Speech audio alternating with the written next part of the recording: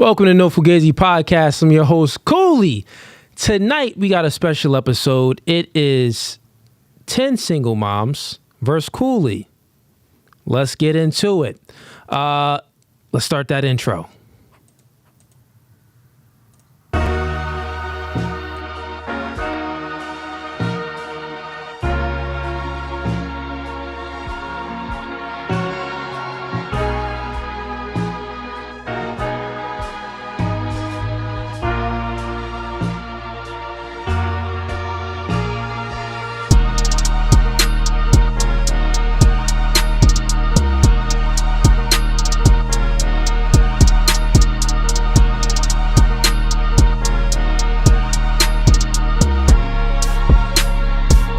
Actually, Gabby, you done.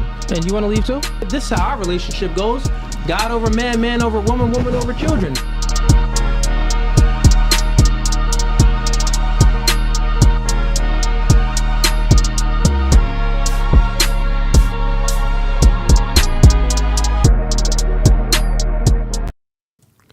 All right, we are back. Welcome to No Fugazee Podcast. So, once again, it is Cooley versus single moms today. Gonna be bringing the single moms up shortly, and we're gonna get down to business and get these conversations started. Before we do, well, actually, no, let's go ahead and start bringing them up now, actually. Okay, we got TT, we got Tiara, we got Michelle. We got Jay. Hey, Jay, can you turn your camera around?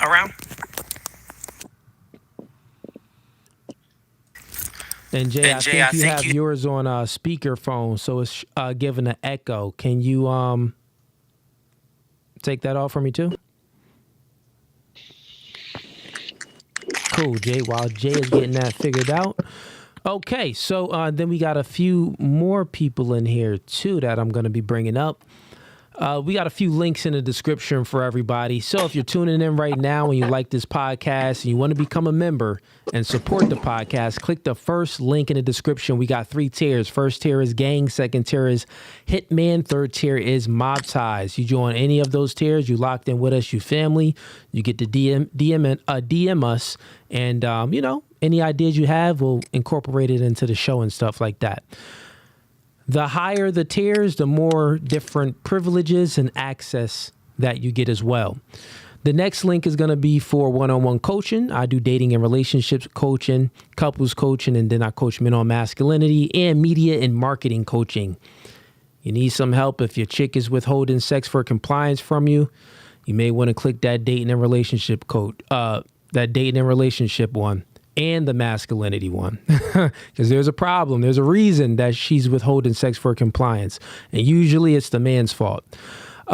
If, you want to go ahead and grow a YouTube channel or grow a TikTok like me or grow any type of businesses that you have, go ahead and sign up for the media and marketing coaching. I got you. I could definitely get you to 6 figures easily in media marketing, or if you got some products and stuff that you want to, market and stuff like that, I got some great strategies as well. The next link is going to be for our merch. So it's single moms versus Cooley today. So we got some special merch for y'all.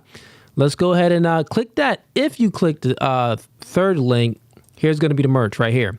So we do have the Mr. Men glasses, the famous glasses that I always wear. You can go ahead and cop those. And then we got the God over man, man over woman, woman over children's t-shirt. And then a special edition for tonight, we got I Love Single Moms. I Love Single Mom t-shirt. Limited edition.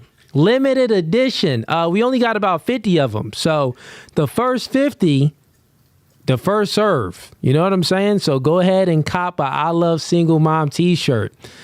And you know what? I ain't even going to hold you. In my neighborhood, I seen a little kid wearing a shirt. I guess he got it from Spencer's. He had to get it from Spencer's, but it said, I love single moms. I was hollering. I was like, little homie, me and you got something in common. Okay. Let's get down to business and have the ladies introduce themselves. Let's bring everyone up again. All right. And we are missing Tiara and Tiffany. But so before we get started, we had I posted something on Facebook and I said, any ladies that want to, any single moms that want to join a podcast this Friday, DM me. I probably got about 120 DMs. I got a whole lot, combined with Facebook and Instagram. And I selected 10 that could do it this Friday. And now we're down to like 4, okay, because we got Tiara in here. So now we're down to 4. So guess what? All the single moms that said that they gave me their word that they were going to join, I sent them the link. We went through all the information. All of those single moms that didn't join the stream, recreational use only. Recreational use only. Watch out for those single moms. Think about it. They grown. They got kids. If you give someone your word, be a woman of your word, which is foreign. It's usually be a man of your word.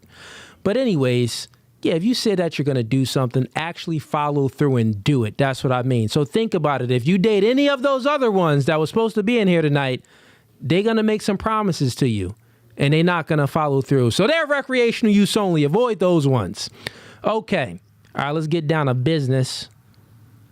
Tiff. Okay, Tiff, turn on your camera.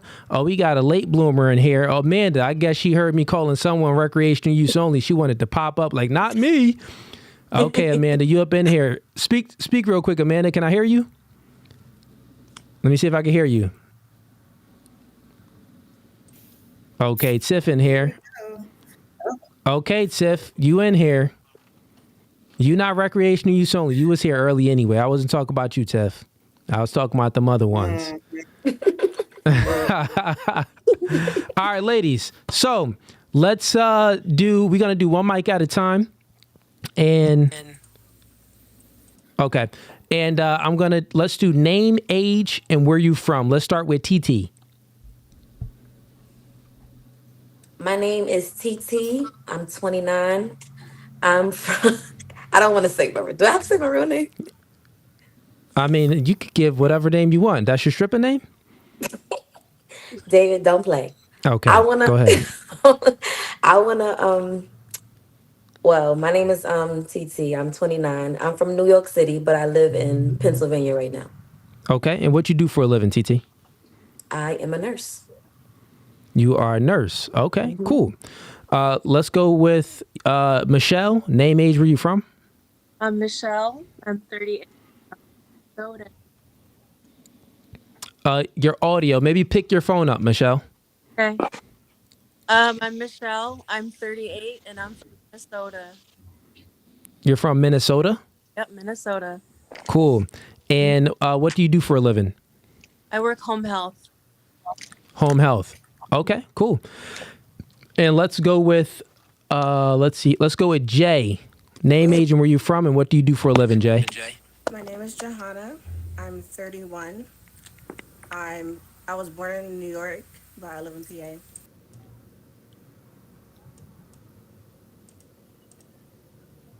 Okay. You was born in New York and you live in PA. I can't hear you now. I think it's somewhat with your audio. Yeah, check that again. But okay, I think we heard that beginning part, but I can't hear you now. You know what, Jay? Yeah, X out, come back in. Tiara, name, age, where you from? What you do for a living? Tiara, I clean like the OR after people have surgery, C-sections and stuff like that. I'm 36 and I'm from New Jersey. Okay, 36 and you from Jersey. All right, cool. And Tiffany, name, age, where you from?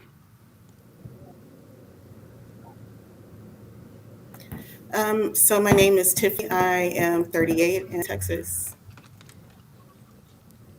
Okay, cool. What do you do for a living? I am a teacher and a brand ambassador. Okay, cool. And Jay, let's go with you again. Let's do name, age, where you from, and what you do for a living.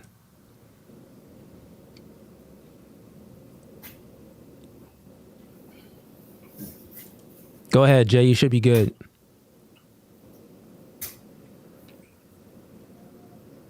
Not good. Still not good. Okay, I'm a X out and come back in.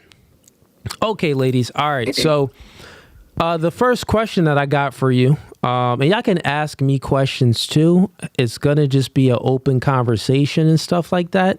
But since you are all single moms, first question I'm gonna ask is, why are you a single mom, and who broke up with who? Like, did your baby father leave you, or did you leave your baby father? So like what happened to make you a single mom? Or it can be a situation where it's like, it was, I met this dude and one night stand and we've never really talked before. So I want to know like why you became a single mom. Let's start with Tiffany. So I am a single mom because I divorced my ex-husband. He was mentally, emotionally, and physically abusive. Okay. All right. You divorced your ex-husband. He was abusive, you said, to you. In that abuse, you said he was pretty much like all of the abusive. Which one was he more? Was it more physical than mental, or more mental than physical? It was more, actually, I would say it was about even mentally and physically. Okay. All right. And Tiara, let's go with you next.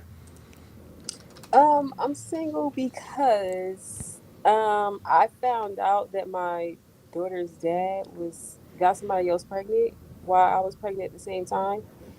And I guess I Homie just was felt out there Yo, wilding. Fugazee, Fugazee.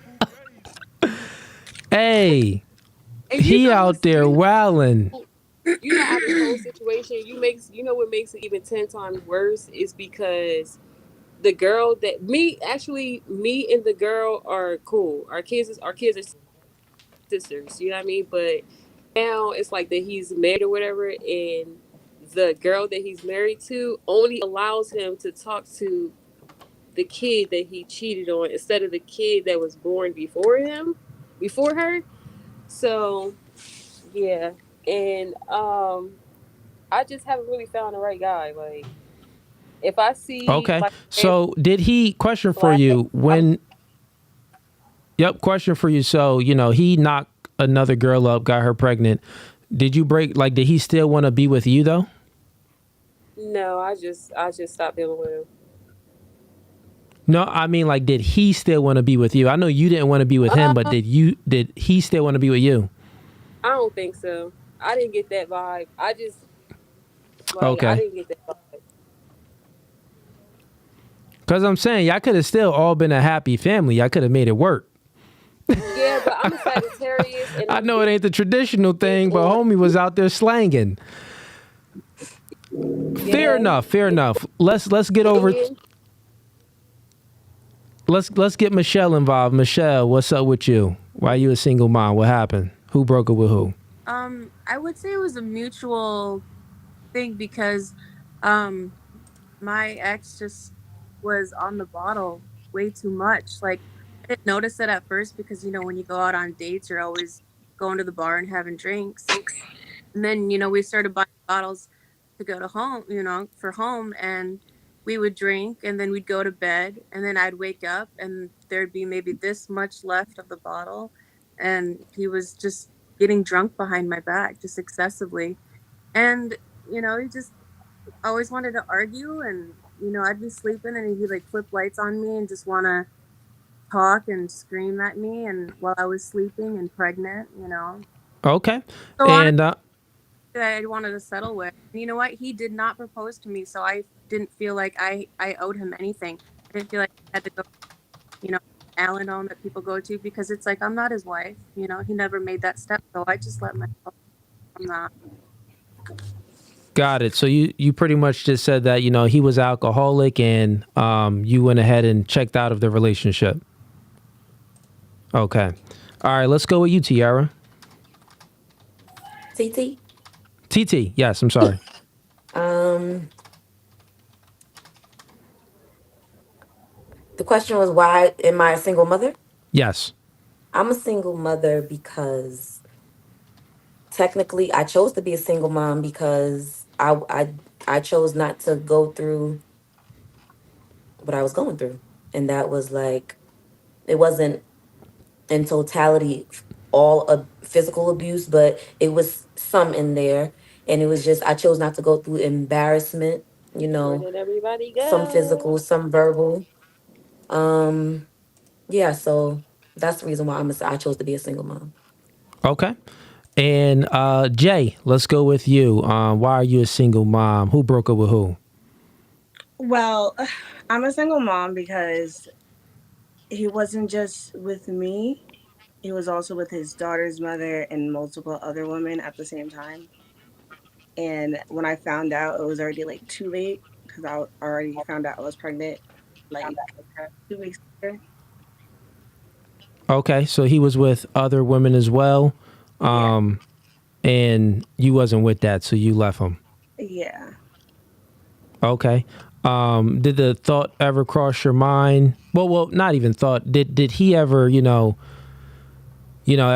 you ever have a conversation with him like, hey, he's still willing to give you true commitment and stuff like that, even though he wants other girls, or no? He's tried. He's definitely tried, but So the thing with you was the he's other girls, like him having an open relationship on his end, you didn't want that. yeah, no, he was just too And easy. did he state that in the beginning or no of the relationship? No? He said he loved me, everything. Narcissistic behavior. Okay. All right. Next question for y'all. So the next question, and I'm just coming up with these on the fly. I don't have anything planned. Also, currently, everyone that's tuning in right now, if you want to go ahead and support the podcast or ask the lady some questions, we got a panel of single moms. We were supposed to have 10. Looks like we only got 4 to 5. The other ones, they're all recreational use only. I'll actually go ahead and, no, I'm not going to put their Instagrams out like that. But with the few that we do have, if you have any questions for them, you can send in the super chat, ask them a question, or you can ask me a question or ask the panel just a question for the panel. So we're accepting all donations, all super chats if you want to participate in the convo. Okay, next question is, so now I know why you're a single mom and why you broke up with the guy. Is there anything that you did wrong? Let's start with Jay. So Anything that you did wrong in a relationship to provoke him to be like, yeah, I want Christine, I want Lauren, I want Katie. You feel what I'm saying? yeah, so well, I would say the biggest thing that I did wrong was me and his daughter's mother, we got together and we kind of just like popped up on him. And he hid in his brother's house for mad long, just trying to run away, hide from the issue because he was fucking with me. Sorry, you said no cursing. He was messing with me and messing with her. Sorry. Okay. All right. So you said the biggest thing you did wrong was pop up on him? With his daughter's mother. Oh, with the daughter's mother while he is with another girl? No, he was at his brother's house, but he was messing with me and her. So we wanted answers. Oh, I mean, that's an easy meeting. Yeah. In that situation, that's him. If I was him in that situation, I would have been like, which one of y'all want me? Yeah, eventually he came outside and he expressed how he felt, and he was telling her that he wanted to be with me, but either way at the same time, he wasn't trustworthy. Okay, you said he wasn't trustworthy. Fair enough. But yeah, you're still getting back. But that's the only thing that you did wrong was just pop up on him with his baby mom. There's not anything else that you did wrong? That's the biggest thing I did wrong. Okay. But prior to him sleeping with other women, is nothing that you did wrong? No? I kept his secrets for him for as long as I could. And then when his daughter's mother hit me up because he got a ticket driving my car, and she saw the ticket and she hit me up asking me about it. Okay, so nothing you did wrong. All right, cool. Let's go with Tiff. Tiff, anything you did wrong in your with your baby father? What I know you said that was an abusive relationship, mentally, physically, spiritually, everything. But looking back at it, is there Yes. anything that you did wrong or no? Yeah, I actually got married straight out of high school. So I would say I probably shouldn't have gotten married at such a young age. Um, I'm going to say that's probably it. Probably it. Got married at a young age. Nothing is wrong with getting married young. You know, that's a beautiful thing. You kind of grow together. You figure things out. I think with relationships like that, when you're married young, both parties do need a strong family, a support system for sure when you're that young, because I mean, y'all both broke. So a good support system will work, because nothing is wrong with being married young. In history shows us that people have been getting married young for a long time. And it works when you have a good support system. But okay, fair enough, Tiff. What about you, Michelle? Want to take some accountability? Anything you did wrong? I the more and more I think about it, I don't mean to sound narcissistic, but it's like I don't think you should stay with someone who's not right for you. You know, if they've had this issue before you came in the picture, then go back to being a man. And do I think I can change a man? No, I do not. I don't want to try. Okay. But before we get into the explanation of that, what did you do wrong? Or did you not do anything wrong? I mean, he was already drinking before,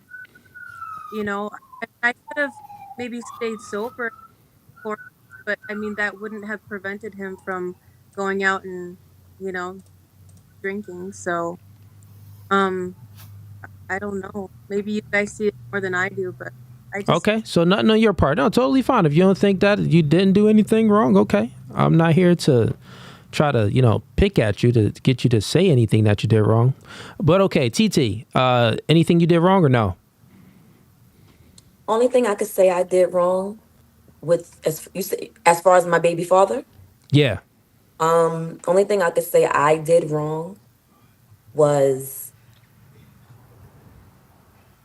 bring up other women who I knew was a part of the problem. I see. So you knew for a fact that other women was a part of the problem, but you would nag him about it. Yes, Okay, so you thinking like if you didn't nag him about it, he probably would have just still they did it would. anyway, but I just Yeah, you can't control a man. you can't control him, but I just kept bringing it up, Bringing it up, and which caused more problems. You saying yeah, for myself. for yourself and for the Yeah. relationship. That makes sense. Yeah, that does make sense. Okay, next question I got for you ladies. Let's see here. Let's start. Oh, actually, Tiara, let me get yours. Let me take you off of mute real quick. What's one thing that you did wrong in a relationship with your baby father?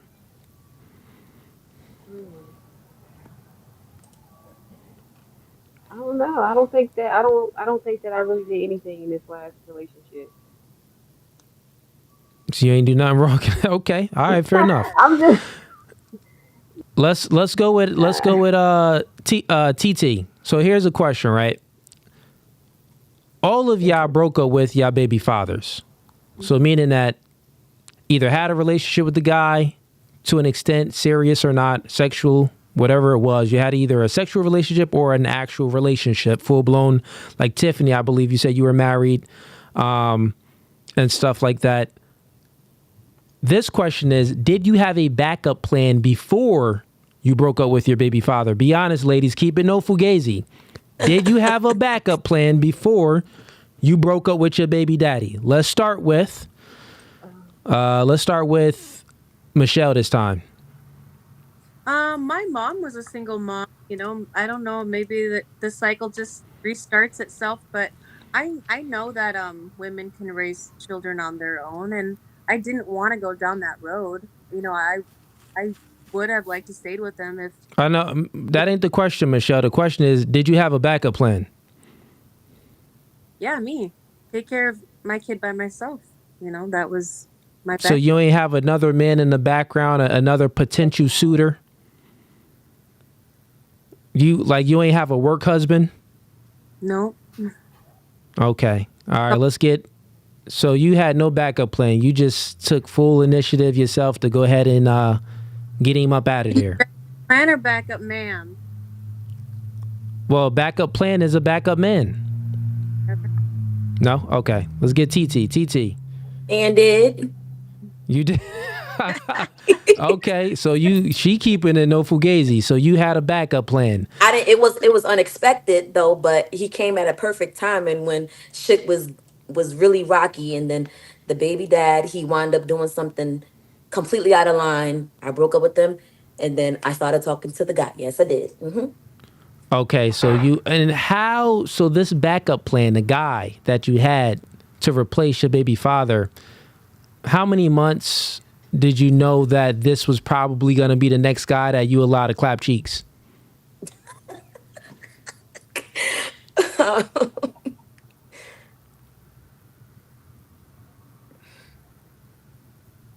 I just knew right away. Okay, so you were in a relationship with him, with the baby father. Was it like 6 months prior to you breaking up with the baby father that It was you knew about- of Tyrone? We broke like 2 months. Okay, so 2 months you already knew Tyrone was the next in line. Now during this 2-month process where you was like, yeah, my baby father keep messing up. Oh, Tyrone texting me. Like, were you planning your exit strategy then, or were you planning? My question is this. I'll make it concise. Did you plan your exit strategy when you knew you had a backup plan, or were you planning your exit strategy before Tyrone even came around? I can honestly say that when Tyrone came around, I still was trying to make it work with my baby father. Okay. So even though Tyrone was there, I liked him, but I loved my baby father. And So what I was was Tyrone? willing. Was he like a work husband or what? How he No, come he was around? what'd you say? How he come around? He came around because he was close to relatives. So I just Okay, it was yeah, it was it social was in the circle. Yeah. social circles. Yes. Got it.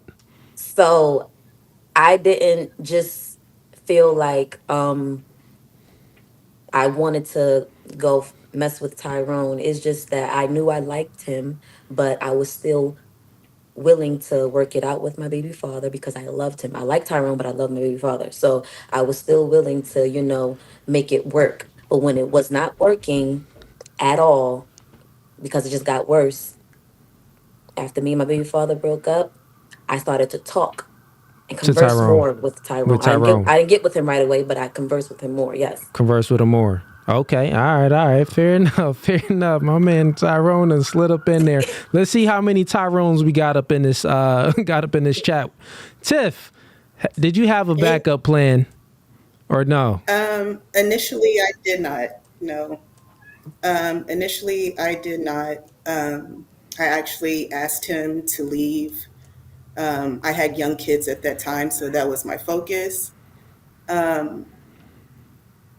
I would say maybe a few months later, I actually ended up running into a neighbor who was much older than me. He was probably about 20 years older than me. Um, and he provided me with security. At first, he was just, someone to talk to. Then my ex-husband ended up coming back to the house acting crazy. He was my neighbor. So, he just came at the right time. And that's when I found out that my ex-husband was a bully and not a man, because the way that he was trying to drag me, his tune totally changed when you had this 20-year-old older man addressing him. So, yeah, that was the last time that, I had that experience. So, So, all right. So, let's try to decipher this. So, pretty much, you was married, you got fully divorced, and then that's when I wasn't Tyrone number two. This is like, no, this is before we actually were divorced. I just asked him This is to during the leave our separation home. time. Correct. Okay, so you asked him to leave the home. Okay. Now, prior to you asking him to leave the home, this neighbor, did you already like know of this neighbor before? I didn't even know he existed, honestly. So It you was never one even day that seen I the was neighbor going to before? work and I ran, you know, Okay, so you ran into him as you was going to work. Okay. Interesting. I'll come back to you. Let's bring up Tiara. Tiara, you had a backup plan? Yes. Okay. And how did that I wouldn't transpire? So you I wouldn't say like I had somebody on the back like chit chatting, but it was just an old friend that we came across each other while we was still dealing with each other. But I would only just talk to him and stuff like that. I wouldn't really like go see him or nothing like that. But then after we separated, yeah, we went on a couple dates and stuff like just regular. It never went nowhere, but just regular. okay? So your backup. So you never let the backup plan smash. This was just like a little backup plan to keep your Oh mind no. Yeah, busy. yeah, yeah. No, we definitely got it in. We definitely Uh, got it in, but it's an old friend from high school, so it was like, you know, it was just a little okay, so fling, this was a little backup plan, and it was an old friend from high school. So did you let him clap cheeks in high yeah. school? Like this was. Oh, so this was a No, returning body. no, no. This was like I wasn't even doing stuff like that in high school, so Oh, it okay, was fair just enough. like we came across each other. Yeah. Okay, got it. So that situation that you was in, he was probably I see what you're saying, and you let him clap cheeks. All right. So we got one who had a backup plan. One, I think we got Jay next. Let's see Jay. Jay, did you have a backup plan? No, I wouldn't say I had a backup plan. So like we already broke up before I found out I was pregnant. So I had met somebody at a bar and things were good between us. And then, a few weeks later I found out I was pregnant. I let him know, I'm pregnant by somebody else right now. Okay, Like you nothing let him ever know. between us. Like we just hung out, we drank, we smoked, and that was it. Okay, but this wasn't during a relationship. You didn't know this guy. This was after the relationship. You said. Yeah. Okay. Prior to that, I didn't have a backup plan.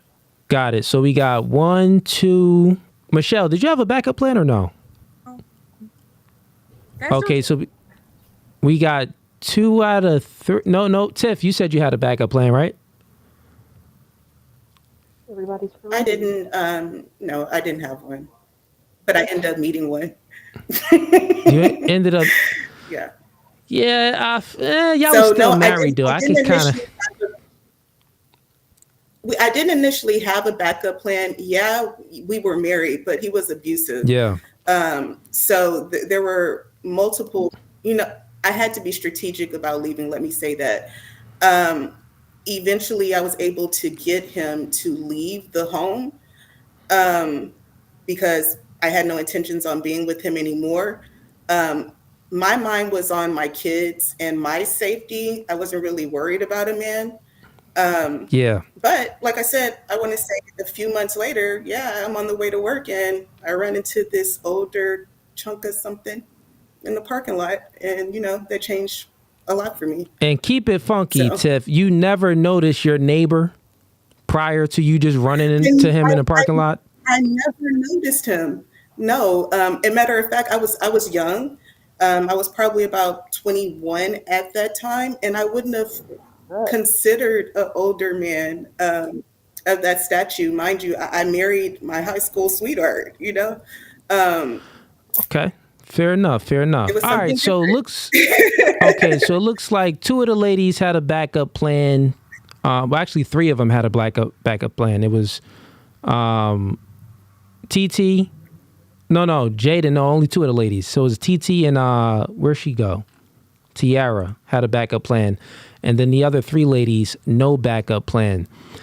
Yeah, I would say, chat. I mean, most of the time, These chicks be having a backup plan. It is what it is. That's how they operate. It's called monkey branching. Talking to you for one moment, the emotions build up. As those emotions is building up, they start to plan their exit strategy. And then those guys that they didn't notice, like Tiff, right? She said she never noticed her neighbor, literally had a neighbor. She didn't notice him. Once she got to that emotional capacity, Tyrone became very noticeable. Once she built up them emotions and she was fed up, Tyrone was very noticeable to Tiff. So that makes sense. So sometimes it happens during the relationship and sometimes it happens a little bit after. Okay, cool. Let's get to some more detailed information and let's have some fun. Let's get some more deep conversation. So let's start with you, Jay, since you're right here. Let's go with everyone on here is a single mom. What are you looking for from a man? Okay, well, can I say something Give in me. the comments really quick? Can you say something and reply to what? To some of the comments real quick. No. Oh, yeah. Don't read the comments, ladies, because we got a lot of people in there that just be talking. I'll only read the super chat. So if you see like I see all these comments too, but if you see comments, if they don't have any money by them, we not reading them. We not even saying anything to them. Yeah. Okay, Jay, start with you. So give me your top 3 things that you're looking for from a man, because let's show of hands real quick. Y'all all single moms, but y'all do want a relationship from a man, right? Yes. Okay, y'all want a relationship. So give me your top 3 things that you're looking for from a man. You'll be like, yeah, that's the one. That's gonna be that guy. So I would say patience for starters, understanding and honesty. Patience, understanding, and honesty. Yeah. Okay, what if he 5 foot, but he got patience, understanding, and honesty? You gonna give him a chance? No. No. Okay. No, 5'7".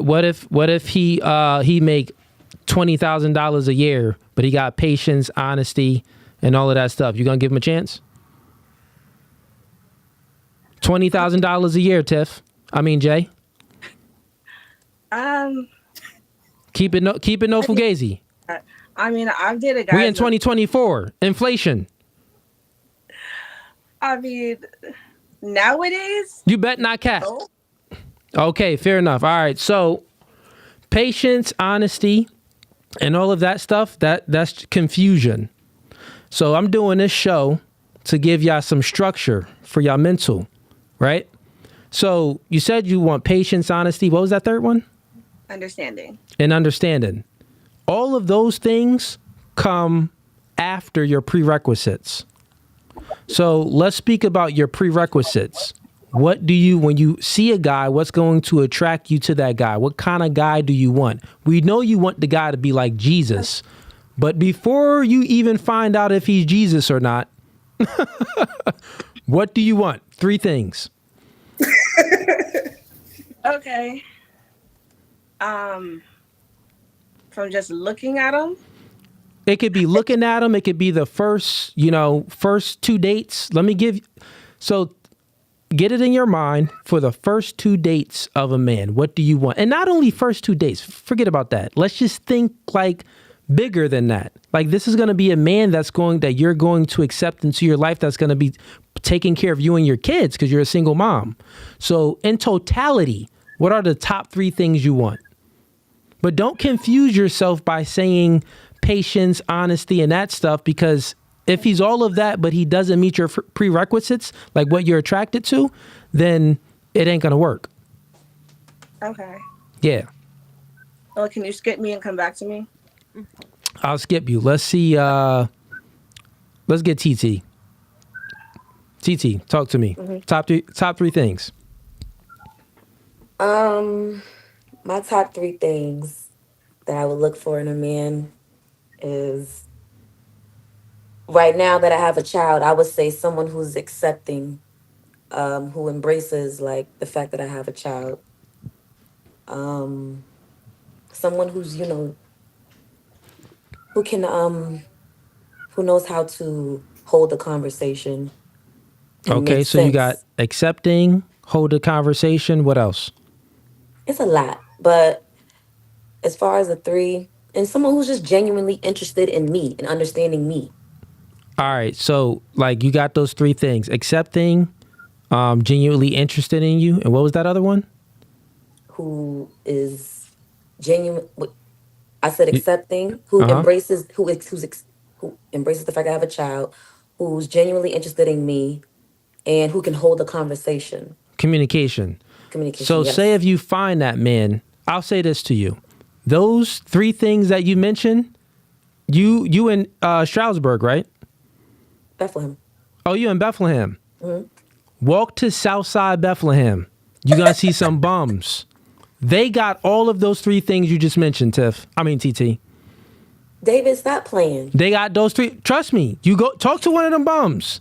They gonna be accepting. Oh yeah, I accept your dang kids. I love them dang kids. They gonna be they gonna have they gonna be genuine. You know what I'm saying? They're gonna be everything that you said. But guess what? You're not going to accept them.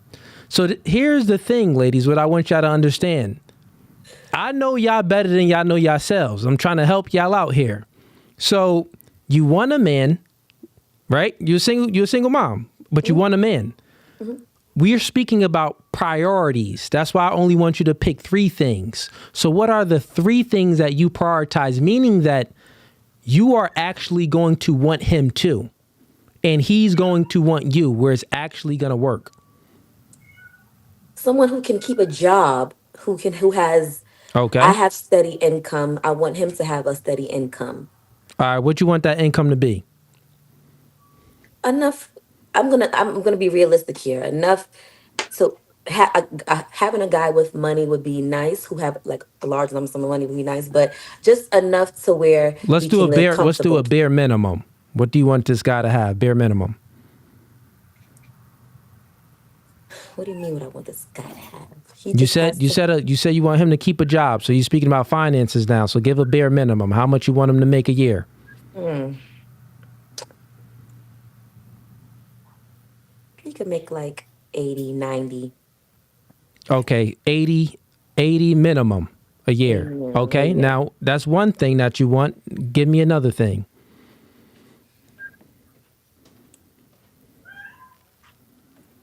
Someone who's intelligent in ways where I can learn from him. Okay, so you want him competent. Yeah, Okay, I can learn from him. and then give me one other thing. Someone who treats everybody with just respect. He's a upstanding, man. He treats everybody with the same respect. Integrity. Yes. Yes. Integrity. Okay, so you said 80K minimum. You said integrity, and the second thing you said was I would love to have more than 80, but I'm just saying, like, that's a minimum. it's okay. That's the minimum. Like, it's all right. What was the second thing you said? I just forgot it. What was it? Um, the 80. I said 80K. integrity. Um, I said 80 integrity. Ladies, what she say? Y'all remember? I forgot already. I forgot too. 80 integrity.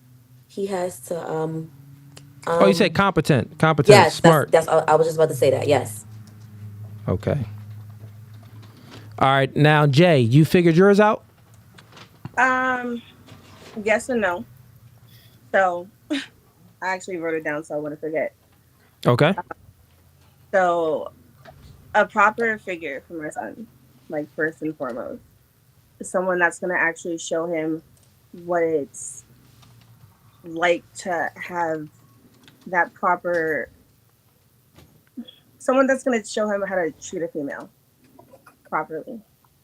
The chat is funny. I'm sorry. They play too Okay. much. So you said you're looking for someone. Say that again, Jay. A proper figure, A proper figure. yes, for my son.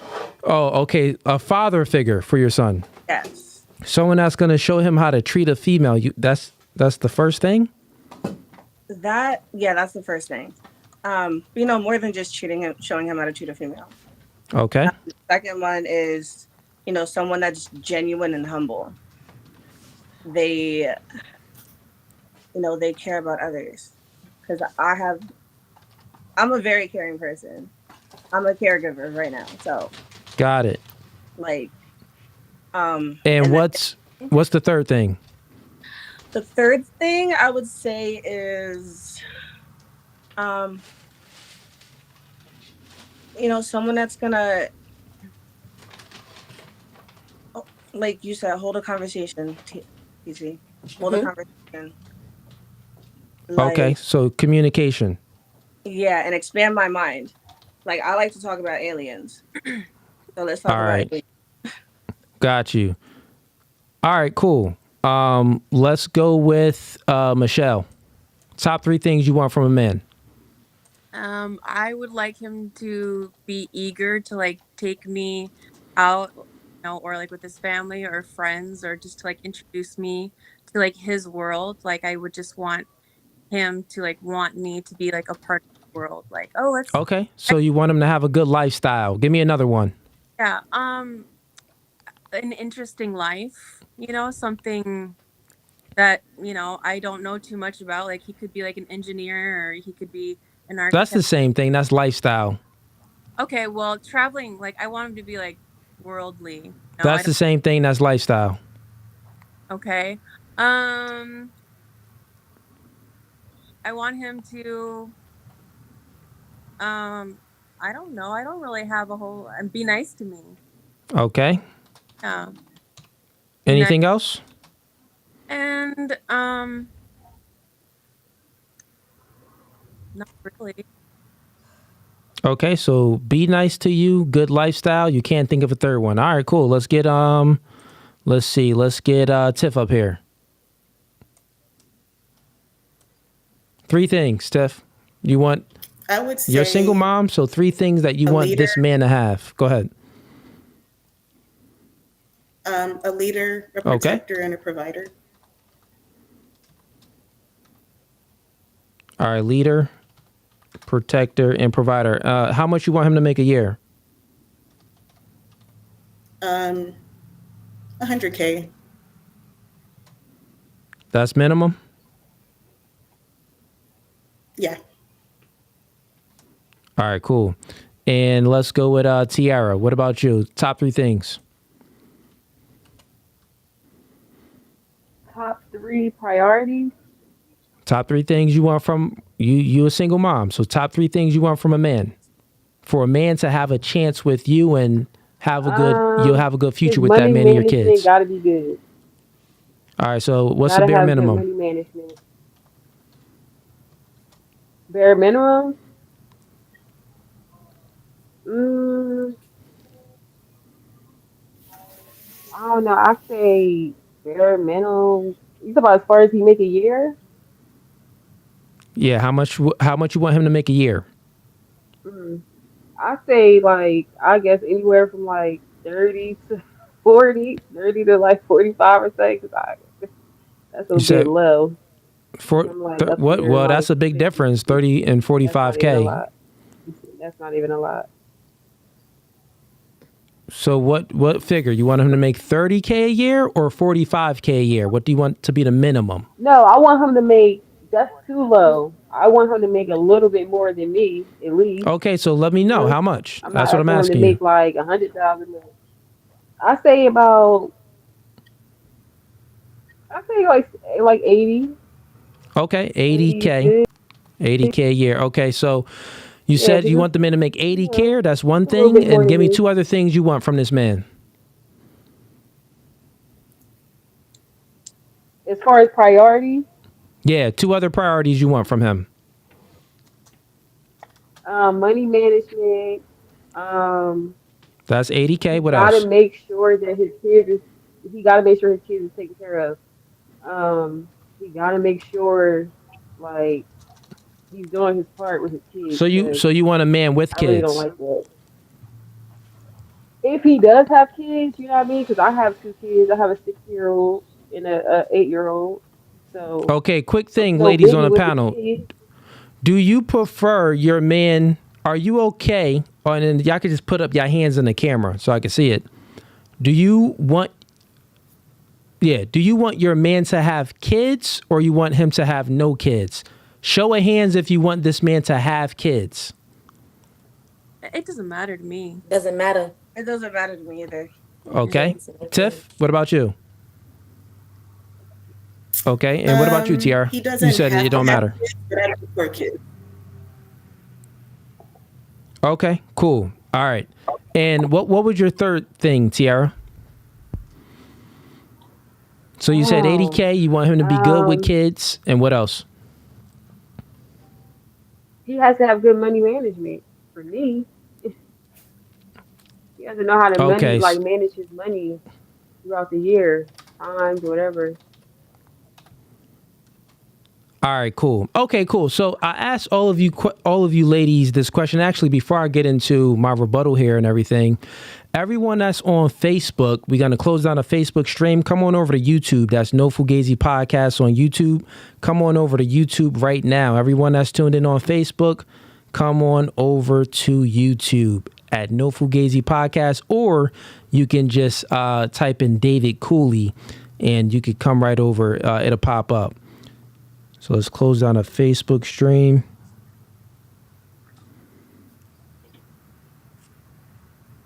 Okay, cool. So, ladies, I took notes on everything that you said. So, TT, you said 80K, integrity, and competence. And I had to kind of beat that out of you, but you said it. Jay, you said father figure, caring, communication. Michelle, you said lifestyle and be nice. Tiff, you said leader, protector, and 100K. And Tiara, you said 80K and good with kids. All right, ladies. So all of these things, No. some of them are prerequisites. So some of these things are prerequisites, and prerequisites means that these are things that the man has to meet for you to even be attracted to him. So I would say a man that's a leader, that's masculinity. So that would be some good traits that Tiff said. A man that is a protector, that's what Tiff said as well. That would be like a prerequisite. He would display that with his character and the vibes that he gives off towards you. Everything in competence as well, what TT said. So a few things in here are prerequisites. Everything else is not really a full prerequisite. Besides the money too, I would say that a money is the prerequisite as well. So some of you listed 80K and also 100K. That's a prerequisite, meaning that if a man embodies these characteristic traits, then off of face value and maybe off of the first encounter, it's a high probability that he'll have a chance with you and that you'll give him a chance. The other things that you listed are not prerequisites. They're more of like values, like internal values. Like a lot of you said caring, good with kids, be nice, communication, like all of that stuff. It can be a bum that can have that, right? Like bums have that. And I would actually take it a step further. Every guy that you meet that likes you or wants to approach you, he's going to act like he's nice. He's going to act caring. He's going to act like all of those things. So if that's what you are prioritizing, you always going to bump your head and fall into the traps of choosing the wrong guy because you got your priorities all mixed up, right? What you should prioritize, what I would tell my daughter, some things to prioritize in a man is, one, you got to be honest with what you are attracted to. So if you have a height preference, be honest with your height preference. I know y'all want to say the political correct answer, but there's some guys that come up to you that's Oompa Loompas, 5'2", 5'4", and you never gave them a chance. Matter of fact, quick show. We gonna go around real quick. What's the shortest guy you gave a chance? Start with Jay. I think he was like 5'4", Okay, so, all right. How tall are you, Jay? 5'7". Okay, so you gave it, and you let 5'4" clap cheeks. Yeah. Oh, okay. Well, yeah, he got a chance then. What about you, Michelle? What's the shortest guy you gave a chance to? About my height, 5'2". 5'2"? You let him clap cheeks? Oh, he was great. Okay, short kings in the building. What about you, TT? Shortest guy was like 5'4", and I'm 4'11" and a half. Oh, dang, you mad short. He was taller than you. Okay, so he clapped cheeks. What about you, Tiff? No, he did not, David. Oh, he ain't clapped cheeks? No. So that means that he ain't qualified in. On to you, Tiff. Shortest guy, you like clap cheeks. 5'8", 5'8", 5'9". Okay, so let's go with 5'8", 5'9" is your bare minimum then. Because any guys that were shorter than that, you really never gave a chance to. These are the things that I want you to notice within yourself. Like for me, if a fat chick tried to talk to me, you don't stand a chance. That's just not my preference. You don't meet my prerequisite. We just got to be honest, right? If a skinny guy tried to talk to you, but you want a muscular guy, you're just not going to give him a chance. It's not going to meet your prerequisite, right? Tiara, what's the shortest guy you talk to? 5'7". 5'7". You let him clap cheeks? Yeah, I had a Okay, baby so with that's... him. Oh, okay. Well, that's your bare minimum then. So when we're having these discussions, right? I want you to think manipulation happens when you focus on the effects instead of going to the root, the cause. And I think that a lot of women, not just you, but a lot of women tend to manipulate yourself because you're looking at the effects of things. I took a list of everything that you stated. These are all the effects of after you even let the man put his foot in the door, meaning that you only let men put their foot in the door that meet your prerequisites: attraction, height, race, and stuff like that. Income is another one. So these are the guys that you actually give a chance to. The other stuff about them being caring, them being good with kids, them being nice and a good communicator, those are effects. Think about it. There's guys that you're just unattracted to, but they said hey to you and you didn't give him a chance to see if he was a good communicator because he just wasn't your type. That's not true. I'm not saying all the time. I'm speaking in general. I'm sure there were guys that you weren't attracted to. Since you're a nice person, you still let him communicate with you, but you still didn't give him a chance because you wasn't attracted to him. See? TT, you thinking about it like, yeah, I ain't give Kenny a chance. He was nice. He had a good personality, but his breath stink. Exactly. So what I want you ladies to do is to not fall into the trap of manipulating yourself. Be honest with what you are actually attracted to, right? If you're honest on what you're actually attracted to, then after the man meets your prerequisites, right? Then give that man a chance, and then you'll get to see if he's good with kids, if he has a certain lifestyle that you want. Like Michelle said, lifestyle was your biggest one. What I'm saying is guys bring their representative to you when they meet you. It's never really them. Women bring their representative too, right? So normally when you meet a man, you meet the representative first, meaning that he's putting on his best self to try to get in between your soul gaps and clap cheeks. You feel what I'm saying? Mm-hmm. So he's bringing his representative. And if all the things that you're looking for is effects, which is what guys would be doing, being nice, being communicating good, try to make you feel the vibes, doing all of those things, you're falling into your own trap because you set the trap. Make sense? You set your requirements, your top three. I would say who had the best top three was Tiffany. Tiff had the best top three. She said leader, protector, 100K. That was like the best top three. I mean, we all want that. TT, yours was the second best. Actually, yours was good too, TT. You said 80K, you said integrity, and you said competence. I'll give it to you too. Those was some good three, right? Thank you. The other ones, pretty much everything that y'all stated was all effects, meaning that you wouldn't know if this man actually met all of those standards because he can just be bringing his representative to the first date, to the second date, to the third date. Right? But if you look at characteristic traits like integrity, which is a man that, whatever he says, he actually does. And how he treats the waiter, he's going to treat the janitor, he's going to treat the president of the company, he's going to treat everyone the same. That's a man of integrity, right? If you're looking at competence, this is a man that can accomplish goals. That's what competence means. Smart, intelligent. but it's really you can accomplish goals. So that's going to be a man that's decisive instead of indecisive. Make sense? So meaning if you meet a man and he's like, hey, well, I don't really know where I want to go eat. What do you want to do? What would you like to do? He's like deferring to you. That's a man that's indecisive. So he's probably not going to be competent, meaning have the ability to accomplish goals if he can't even make a decision. Make sense? Mm-hmm. All right, y'all looking like, all right, Cooley. I think we get what you're saying. Okay, cool. Let me get to the super chats real quick, and we're going to get into some more stuff. And ladies, if y'all have questions, we're going to get to y'all questions too. We got Tim M.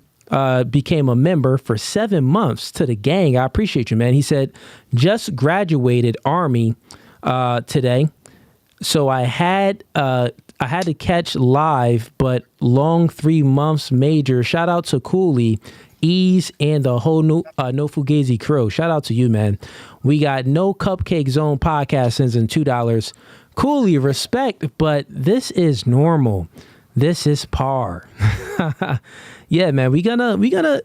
So I'm doing a stream like this to really, as you know, all of the nonsense that went out with Cooley and the fake news people that's even worse than CNN, these reaction channels putting out a lot of lies and stuff. But I'm doing a stream just to tease everybody a little bit, all single mom panel. But not only that, not only just to tease, because I've done all single mom panels before. I just never named it, Cooley versus single moms. All right, we got Angel Greg sends in $2. Tell me women raise the girls dumb without saying. Tell me women raise girls dumb without saying. Not sure what that means. We got Johnny sends in $5. Ha ha ha, LOL. We got Quentin Michelle sends in $20. Quentin Mitchell, sends in $20. He says, do you women think working a 9 to 5 with your man would give you better results with raising and providing with the kids opposed to just being a house mom to the kids? Okay, that's a good question.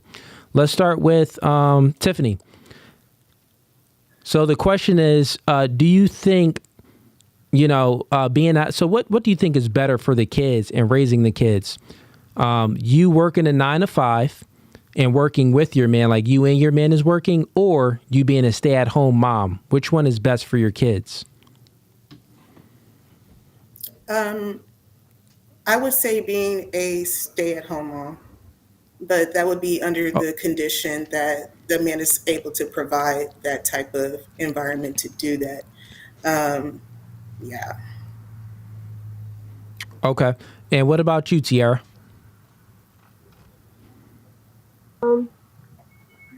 Stay at home. I work a 9 to 5, but I wish I could stay home. Stay at home. Okay, fair enough. What about you, TT?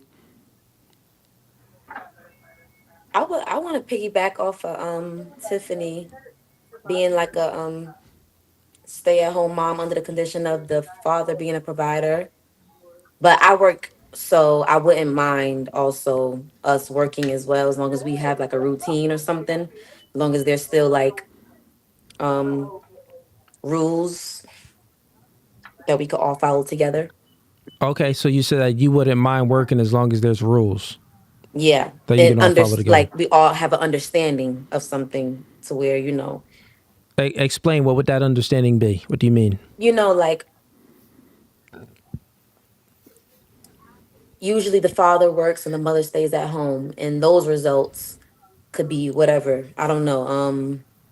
Those results could it can go either way. It can go whether the son is still in school because the father is around but he's still at work, or I don't know, he can act out.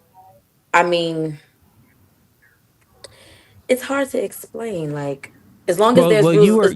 you were explaining the rules, like you said that being a stay-at-home mom is what you would choose. You think that will be best for the kid, but then you said it'll also be good too if I was working and we both was like me and my man was working, but as long as there was like understanding, Like, okay, your dad and I we work as long as like you communicate with your parents, or you let us know everything that's going on, and like as long as just like communication, as long as he communicates with us, because we're not going to be there all the time, as opposed to just me being home and i'm Well, yeah, i'm the there. kids will be in daycare. Huh? The kids will be in daycare Oh, I was if thinking about like as if like they were older, like to where they're not in daycare, that they're going to school by themselves, they can walk by themselves. Like I wasn't sure, but I mean, as far as I was thinking like long term, but as far as okay. like them being young, I'll say stay at home mom. Let's just say that. Yeah. Okay, stay at home mom. Yeah. And well, we can look at it in its full form, right? Mm-hmm. Cuz when can you really like trust the kid to stay at home by themselves if we're speaking real, right? It's like 14, right? I Maybe have a 13. well, I have a little sister who I feel like, yeah, she of course she's a baby, but now she's of age, but she's always been like responsible, not to where we can leave her home at 5 or something, but like some children are very responsible to where they know Yes, not to. it's not well, you got to look at it two ways. A kid can show some responsible traits, but a kid is a kid, right? Yeah. So Yeah.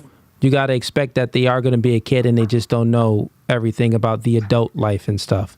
Mm-hmm. So I would say to play it safe, 14 years old, Mm-hmm. to really stay at home, like meaning that like you could just lead a little nigga there and don't really got to worry about too much.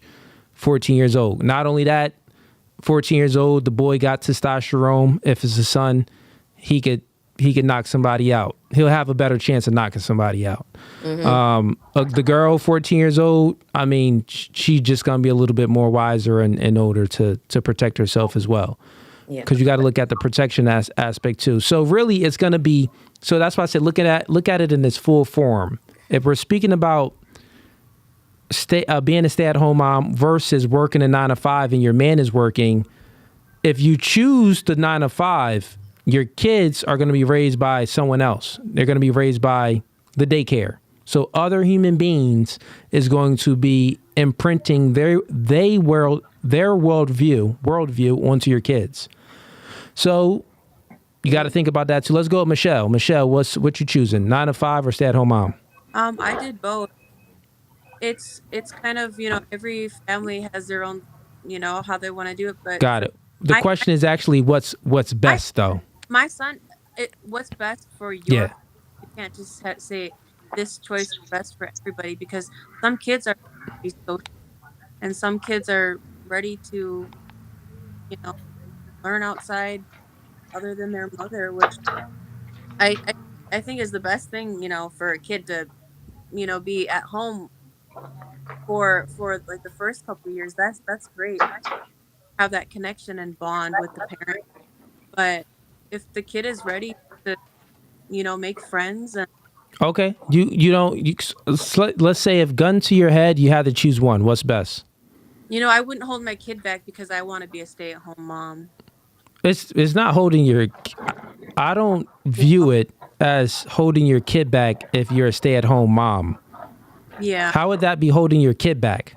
because like you don't have other, kids around your kid when you're a stay-at-home mom. You have to go out seeking activities for your kid and for that age, appropriate interactions with kids that you trust to be around your kid, but when they're in school, they're just kind of learning as a class. And I think it's important as No, we're not speaking about like homeschool and versus public school. what do We're not you saying like you gonna be like teaching your kids. We're saying like you're a well, stay-at-home mom. You got a man that's out there working, and yeah, the kids don't got to go to daycare. So they're gonna be going to but school and stuff, but you're but gonna be home. teach your kid. You do take on that responsibility of becoming a teacher, right? Or I no? mean, you should be always teaching your kid, right? Yeah. Okay. All right, cool. Let's go with Jay last real quick. Jay, what you choosing? Stay-at-home mom or 9 to 5? 9 to What's best 5. for the kids? Nine to 9 to 5. five?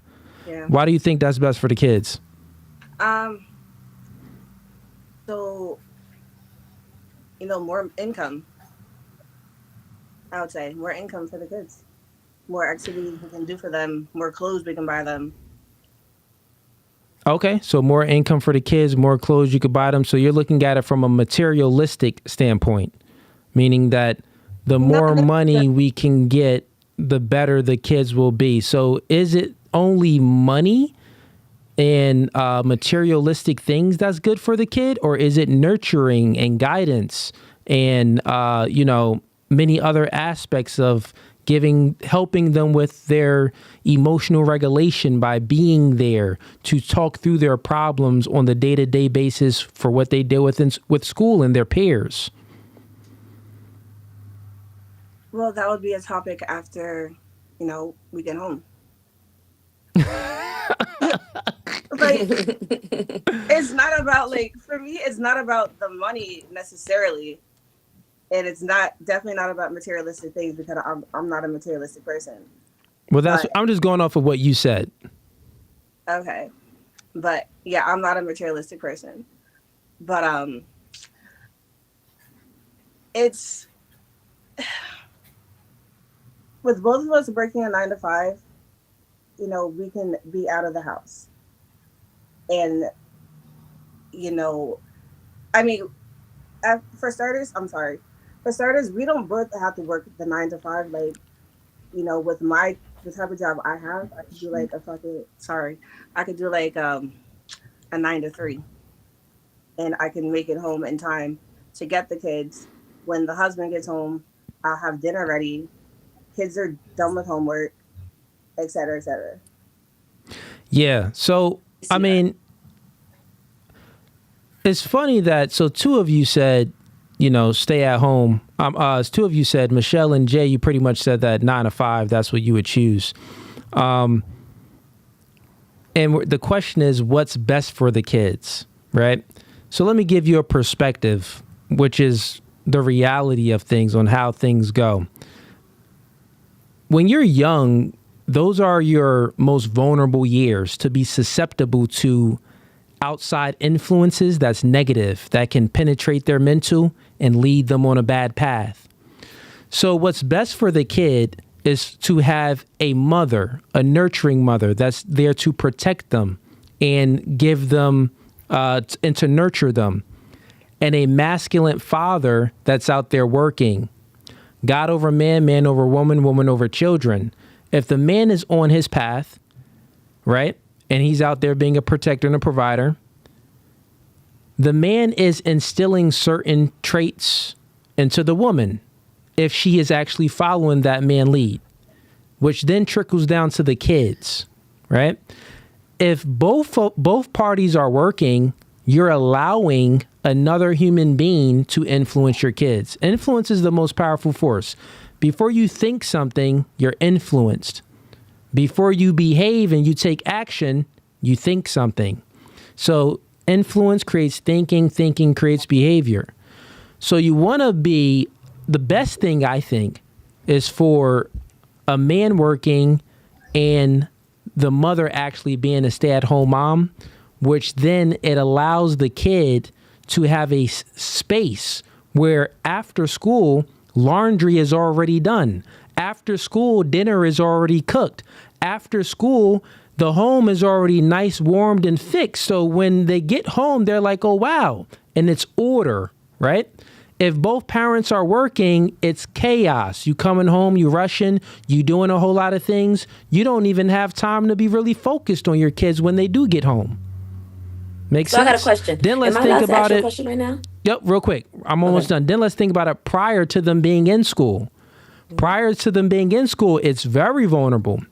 Because if you have them in daycare before 5, it's like, dang, now you got some weird humans really that can mold their worldview. Now you got some people where you leave them with and it's other kids around that can hit them. They're more susceptible to abuse. They're more susceptible to many other things, right? Go ahead, TT, ask your question. I'm not sure if this has anything to do with that, but okay, so you agree with the mother being at home. I would say that's what's best for kids. Okay. So the mother's at home being the nurturer and the father's out being the provider. So Are you in agreement with the notion of 50-50 then? What do you mean? Still, like that whole conversation about 50-50. Oh, you mean like the woman paying 50% of the bills and all of that, and a man paying Yeah, 50 that all 50? that stuff. So if you agree with her being home and the guy working, do you agree with the 50-50, or that's So ridiculous? there's always exceptions to the rule, right? Always exceptions to the rule. For example, like say if you have a family and your grandmother lives right down the street, and the cousins, or you got your brother and your sister and they got cousins and stuff. So meaning that you could go ahead out there and work, but grandma is the nurturing aspect because she taking care of all the babies, right? So that's not as bad as a random stranger taking care of the babies. You get what I'm saying? So that could be an exception that is not as bad, but grandma could still, be the nurturing aspect to the kid. Then you also have what you just said, where if it's 50-50 and both parties are working, I'm against that. Meaning that it still could happen. It's a possibility where, it can be okay for the kids, but it's like, what's really best for the kid? Put it like this, right? I'll play with it a little bit. Let's say if both parties are working, if they're making enough money where they can have maybe, I still wouldn't even say a nanny, because a nanny is still a stranger. I would want like grandma. If you could work 50-50, the only exception that I would say that I still wouldn't accept that. Nah, my chick is going to be at home with the kids. I don't want no one else influencing my kids but the woman that I'm influencing, because I know then I know what my kids are actually being influenced by. Yeah. So for me, I just don't see that's what's being best. I would say grandma staying at home with the kids while both parties are working. That's second best, but that's still not what's best.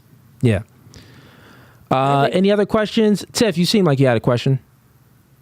I seen you over there move back and forth while I was talking. No, yeah, no, I really don't have a question. I kind of agree on that Oh, okay. standpoint. Cool. If a man wishes for a woman to stay at home, he should be able to totally provide. Yeah. And it's not saying like, are there some 50-50 relationships that can work? Yeah, it could work with the kids. Many things could work. Like, we got, people that are gay in relationships. Like, do the relationships work? I mean, yeah, it works. Is that what's best? No, can't even procreate. So it's like, it's a lot of things that people do. That was an example. It's a lot of things that people do and that people get into or will accept for themselves. And they would think, oh yeah, I can make it work. But is that's what's best? It's not what's best. And it's okay. It's not saying you actually have to do what's best, because sometimes you can be the exception and you're in a situation where both parties need to work. So you can't actually do what's best, right? That's different. If you can't do what's best and you have to actually both be out there working, then that means that you got to do what you got to do and you got to get to the bag. And there's nothing wrong with that, because that's the situation that you're in. But this conversation is about, well, what would you prefer? Like, what's actually best? So that's what we're saying. Okay, cool. Let me get to some more super chats. And ladies, get some questions ready so we can get to what y'all want to speak about. We got, let's see here, Johnny Me says in $10. If these women's looks were equivalent to a yearly income, I put them in the $25K to $30K bracket.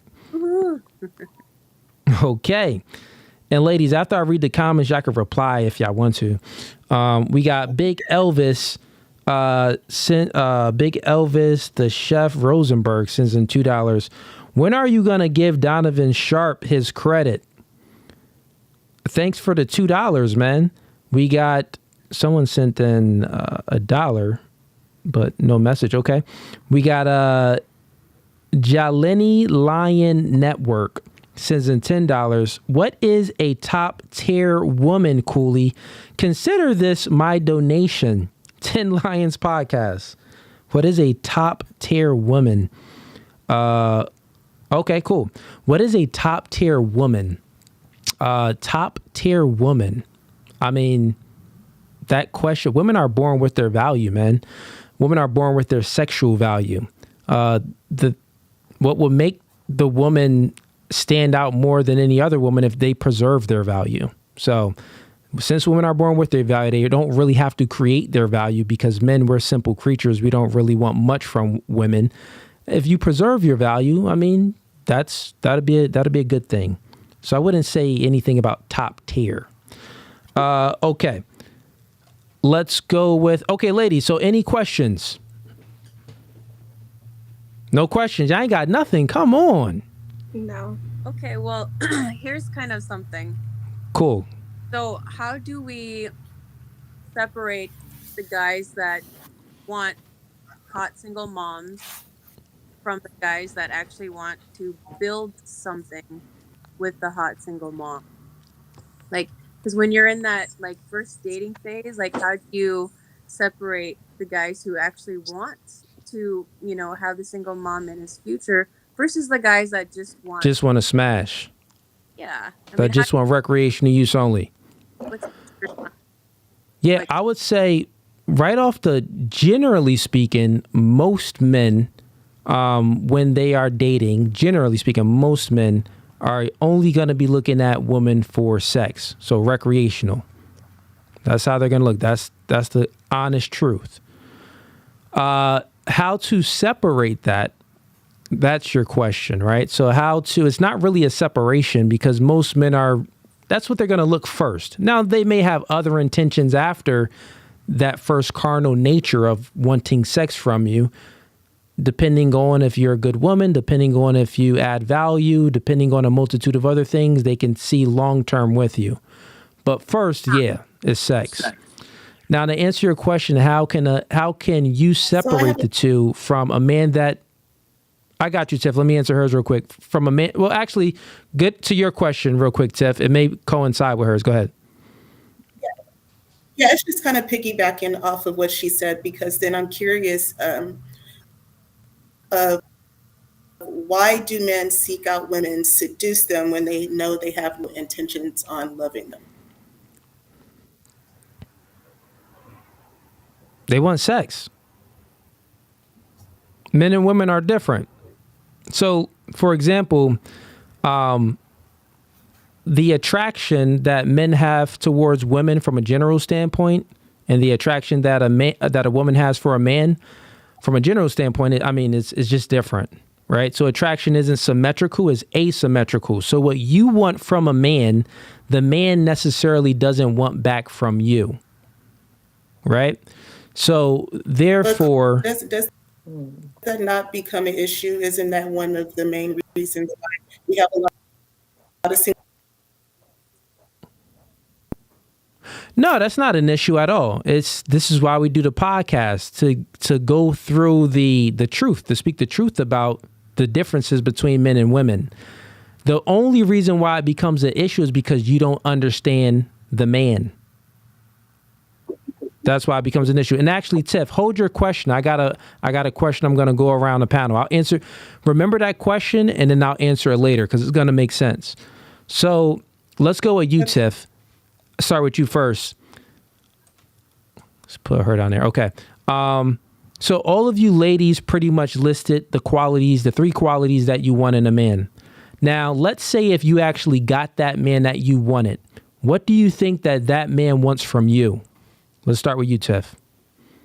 So that guy that you listed of those three qualities, right? That I'll go ahead and read it off. You said leader, protector, and 100K.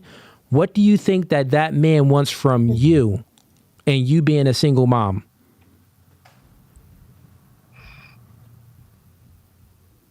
I would say loyalty, respect, and support. Go. Okay, and let's go with you, TT. So TT, you said you want the man to make 80K, have integrity, and to be competent. If you get that man, what are you going to give him? What do you think he wants from you? I would think he wants the competency. So he wants competence. Okay, what else? I would think he will also want integrity as well. Okay. And I would think he will also want me to, it could be a lot, but one of them could be knowing how I can present myself as a woman, as a lady. What you mean? Explain. Like knowing how to present myself in public, cuz I can say I've done a lot of things, you know, but that I know that an average man wouldn't go for. So So you saying like knowing how to present yourself in public. So don't be promiscuous promiscuous, yes, and exactly. posting thirst traps and all of that stuff. Stuff, yeah, yeah. Okay. All right. And what about you, Michelle? What do you? So Michelle, you said you want him to have a good lifestyle and to be nice. Now, what do you think? If you find that man, what do you think he wants from you? You said sex, right? That men are simple creatures. That's what they want. Probably like that I am fertile. He probably may want to get me pregnant. And take care of the house, raise the kids. Okay. And what about you, Jay? I would say sex, like she said. Um,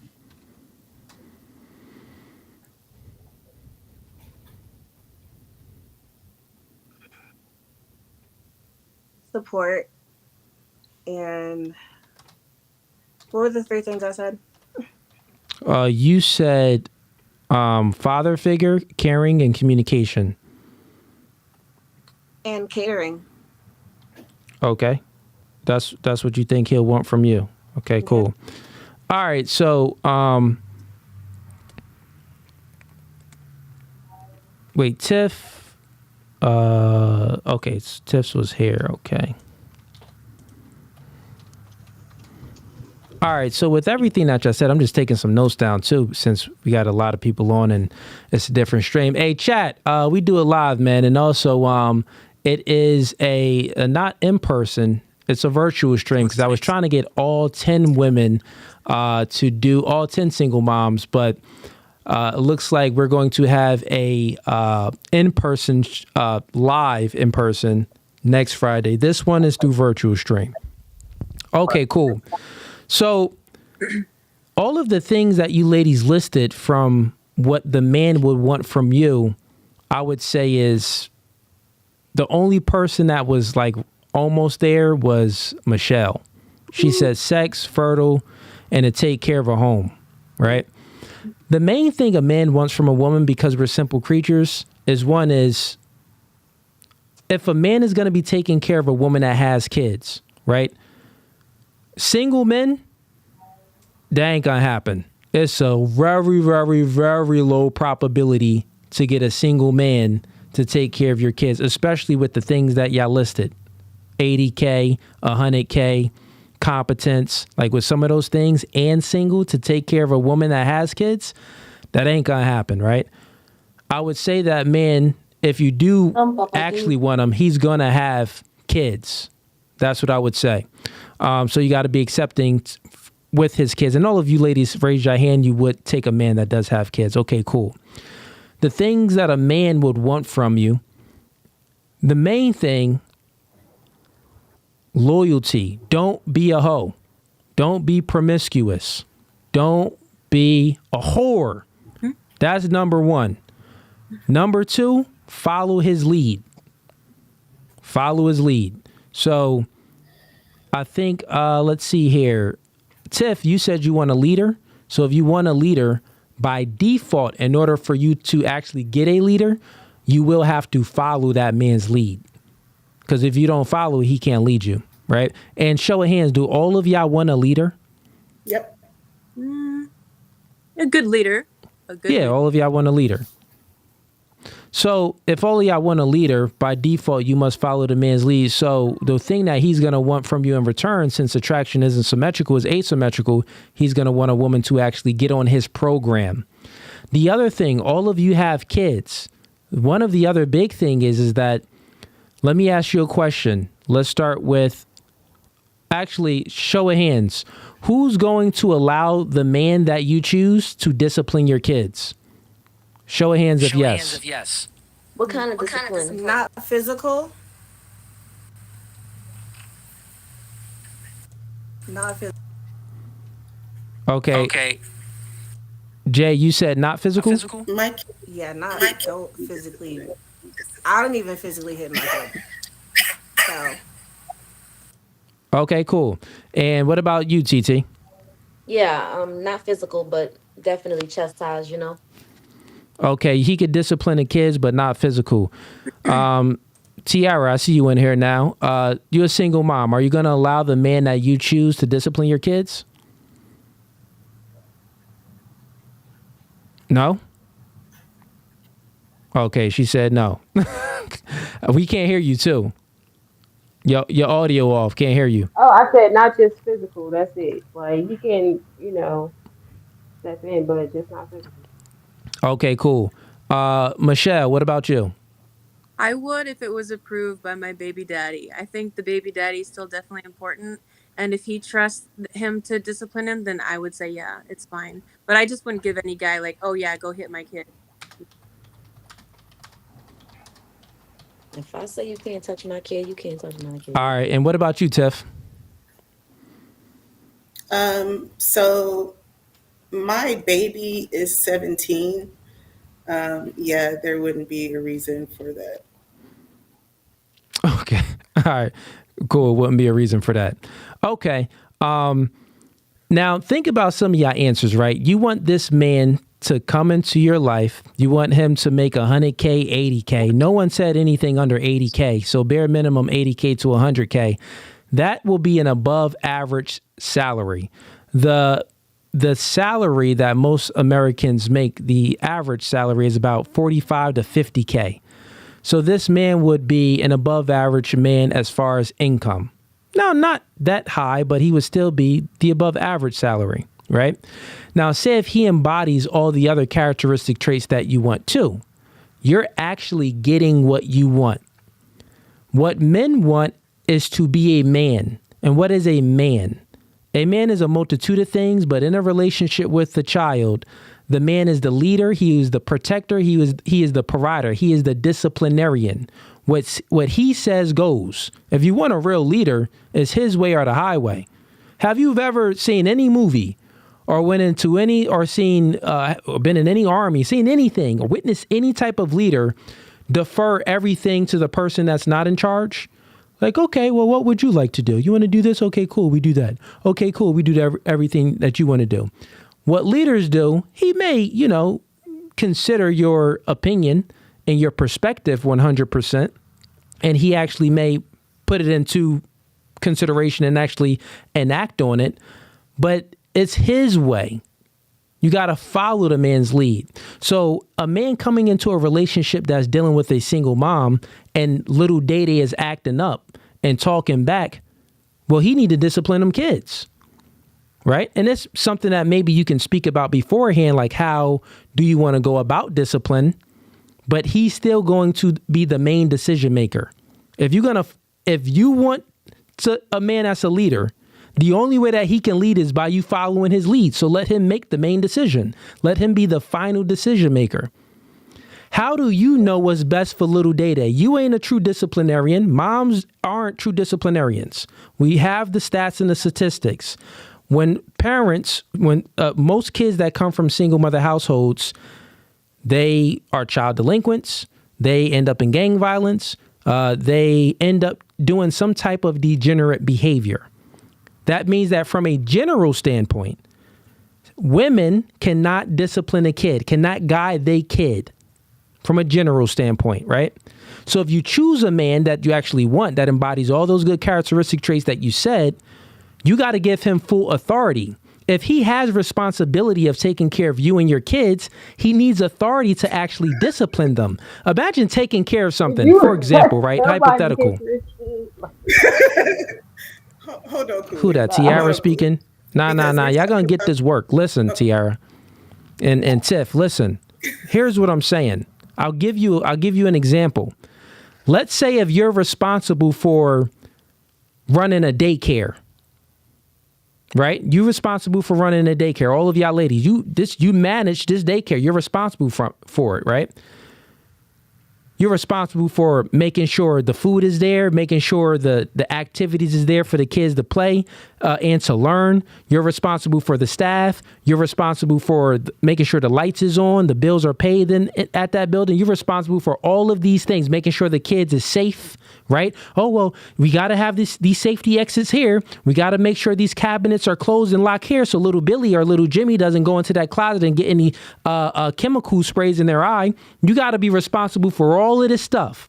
Now, imagine being responsible for everything, but your authority is stripped away, meaning that you got no authority. So you're responsible for it, but you can't be like, hey, stop doing that. Come in, go in that corner. Hey, stop doing that. Pop, no doing that. I'm gonna call up someone. It's gonna be some problems. There's gonna be some issues. So imagine if you got all of these responsibilities, but you got no authority. You can't put your foot down and actually enact on anything.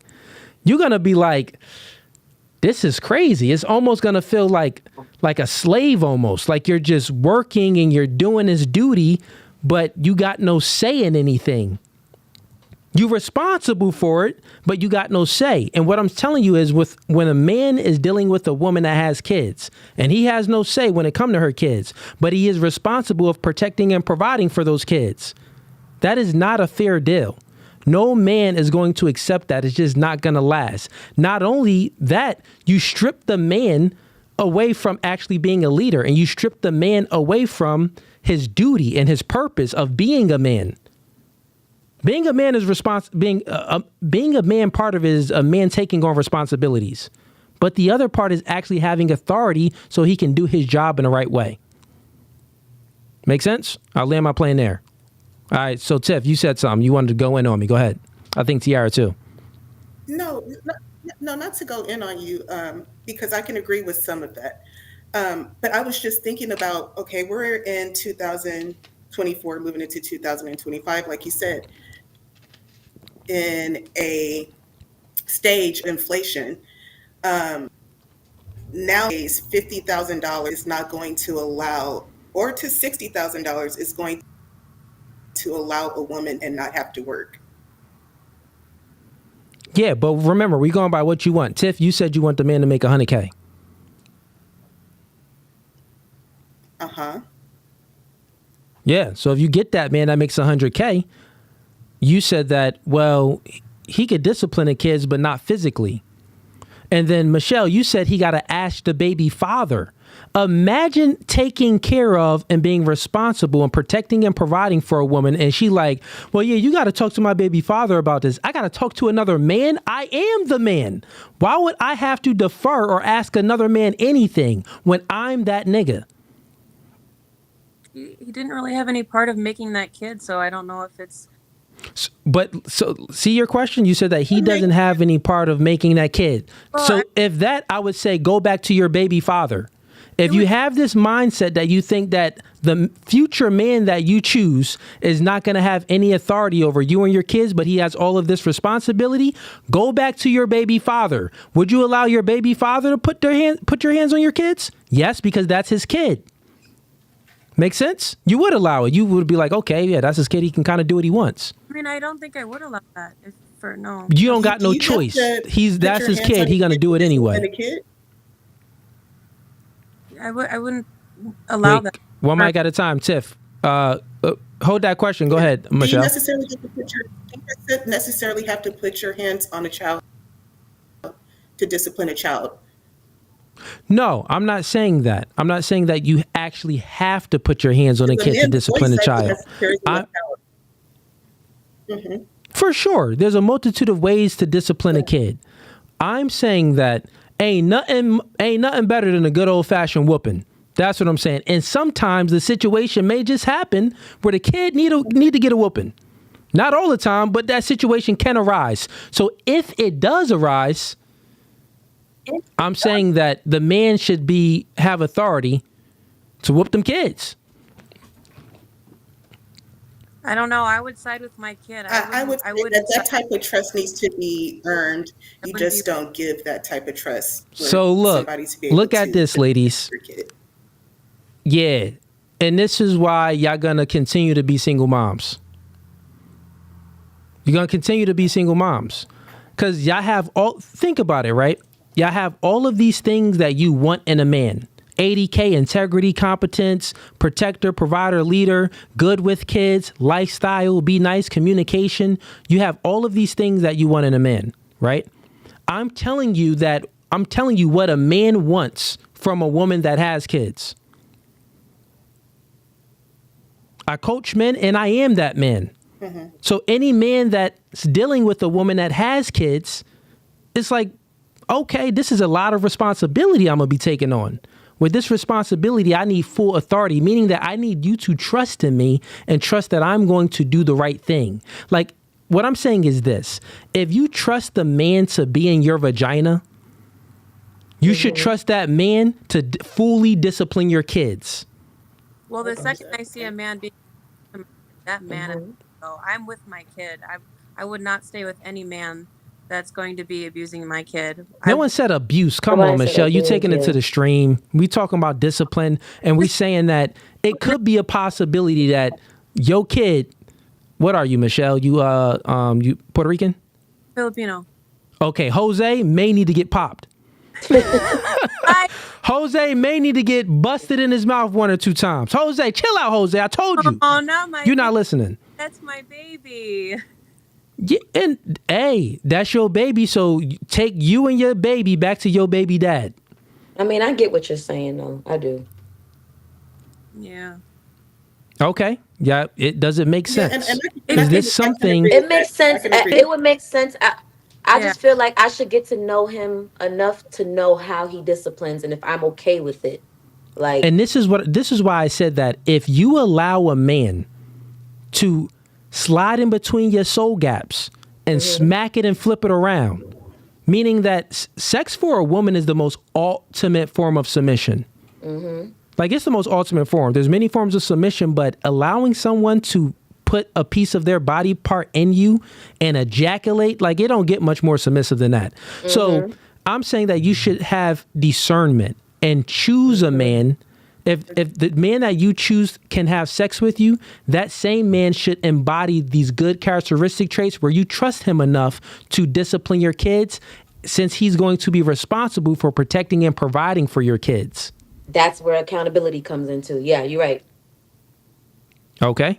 Makes sense? That's true. Makes sense, yeah. All right, cool. Let's get to these super chats real quick and come up with some good questions, ladies, because y'all boring me. Come on.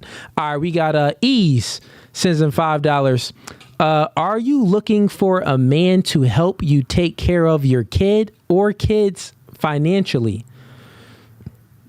Okay, are you looking for a man to take care of your children financially? Let's go with show of hands if you are. Am I looking for a man to take care of my child financially? Yeah. I mean, it would be nice, but that's not what I'm looking for. So, if it'd be nice, you looking for it. Girls, y'all funny. That'd be nice. But it's not what it would be nice, but that's like a man saying, like, look, if you ask a man a question, hey, yes, you want your chick to have a big butt? Well, it'd be nice if she has a big old behind. But if that's what a nigga want, he want the cheeks. I mean, like, wow, you want a man to financially take care of your kid. I mean, yes. Yeah. I mean, all right, TT. Okay, let's go with you. Let's go with you, Tiffany. Yes. Yes. Let's go with you, Jay. You shaking your head. I'm going to say, what do I? Yes. Yes. Do I need a man to do that? No. But do I? You want a man to do that? That's what I want. That's what I said I want. Okay, that's what we're saying. Yeah. Exactly. Okay. What about you, Jay? Oh wait, let me unmute you, Jay. Hold up. Go ahead. I would say like if we're in a few years in, like it's not something I expect right away, obviously. But if we're like, sometime in and that's what he's willing to do, then I'm all for it. But that's something that he has to put out there, I feel like. Okay, so you want it. I got it. What about you, Michelle?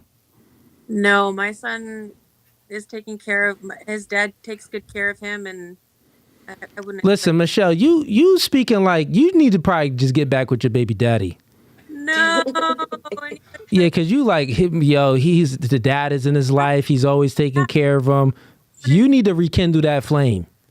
No other man could discipline your kid. You probably need to talk to I'm protective of my kid. A man stepping in. What if he doesn't know the first thing about kids and he starts barking at my kid? Who's this guy? He's got to go. Okay. All right. And wait, why did I take notes? Why you break up with your baby father? He wasn't abusive, was he? He was drinking a lot, more than I could keep up with. He drinking now?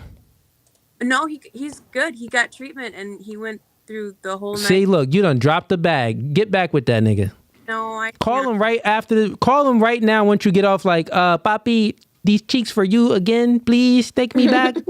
David, calm down. Put my son on the phone. I don't want to talk to you. Please, I want to talk to my son. I don't want to talk. Oh, so he don't really like you like that. No, it's not like that. See, you fumbled the bag. There's no rekindling. I wouldn't want to get with him because we don't have anything in common. We have a cute kid together, and I want to take that. I'll take that. I'm glad I got. Mm-hmm. Okay. All right. Fair enough. All right. Tiara, you keep coming in and out. You missed the whole conversation, or were you listening? I missed it. You missed it, man. We ain't finna start this all over. But ladies, okay, y'all got any questions?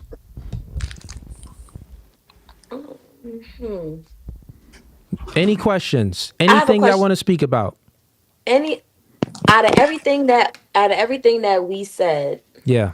and the answers that we gave you, what do you think our problem is? Good question. I would say one of the problems I noticed right off the bat is that you don't truly know what you want from a man. And also, you don't know what the man that you want wants back from you. Meaning that your priorities was all messed up in the beginning. It took us about 25 minutes for y'all to actually give us some good answers because y'all priorities was all jacked up of what y'all wanted from a man. Y'all was speaking about all of these intrinsic values, but bums got that on the street. Dudes that you're not attracted to got that. Dudes with stinky breath. Dudes with, twitch like this. He could be good morally on the inside, but he not for you. He doesn't meet your prerequisites. So I think that you should be honest with yourself and know what you will accept and what you won't accept as far as face value almost. Height, money, race, all of those things mean something because I think that sometimes women are slaves to your emotions. So you want a man that can treat you good. You want a man that can really just make you feel good, right? So you prioritize feelings over what's real. This is why a lot of women, this is why guys that are short and ugly and broke get cheeks because they have the ability to riz a chick up, meaning being charismatic, run some game on her, and they can clap cheeks. Because you only really prioritize your emotions, meaning that if a man can put you in an emotional state to make you feel the vibes, he can have a chance of getting that box. So you have to know your own nature. You have to know that you are an emotional being. Since you are an emotional being, you have to be like, okay, I know if I meet a guy and he says all of these things, the thing is this, women fall in love with their ears. You fall in love with what the guy tells you. You need to be more logical thinking and actually look at what the guy does instead of what he says. I think if you operate from that standpoint, you'll have more discernment and you'll have the ability to make better choices. Do guys? Oh, sorry. Question. Do guys off the bat know if it's because it's like you said we should pay attention to what they do, What they do, not what they say. Niggas lie every day. right? But Don't it's trust like me. Matter of fact, I'm lying. No, I'm playing. The no, guys for that want to real. have sex be lying. So it's like everybody's like that. Every guy, almost every guy's like that. And A lot of guys are. There are guys that don't be lying, that keep it real.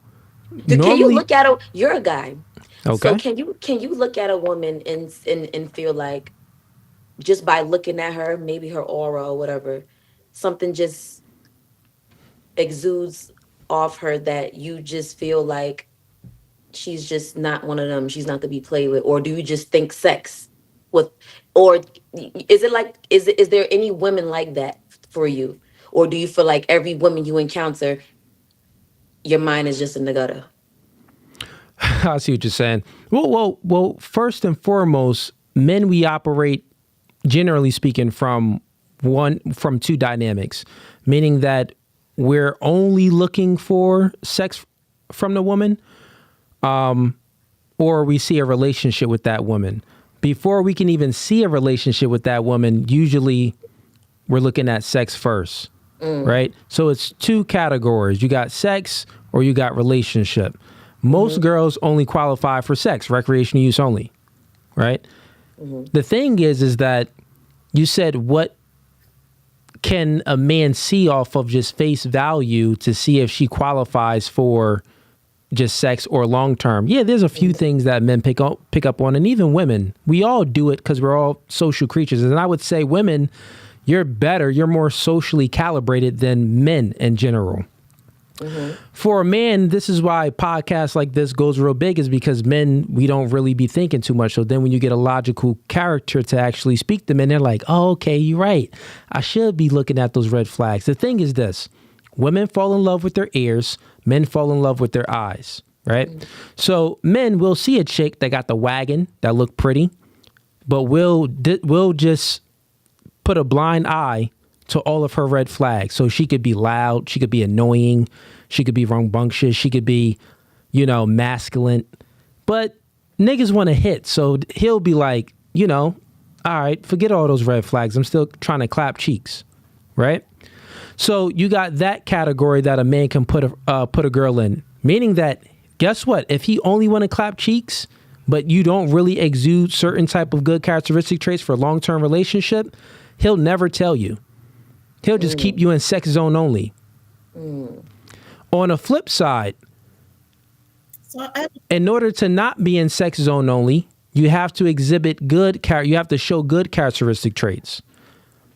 And also, you have to add value after sex. A lot of women think that once you give up sex to a man, that's it. It's like, oh, I gave him sex, I'm good, I don't really have to do nothing too much.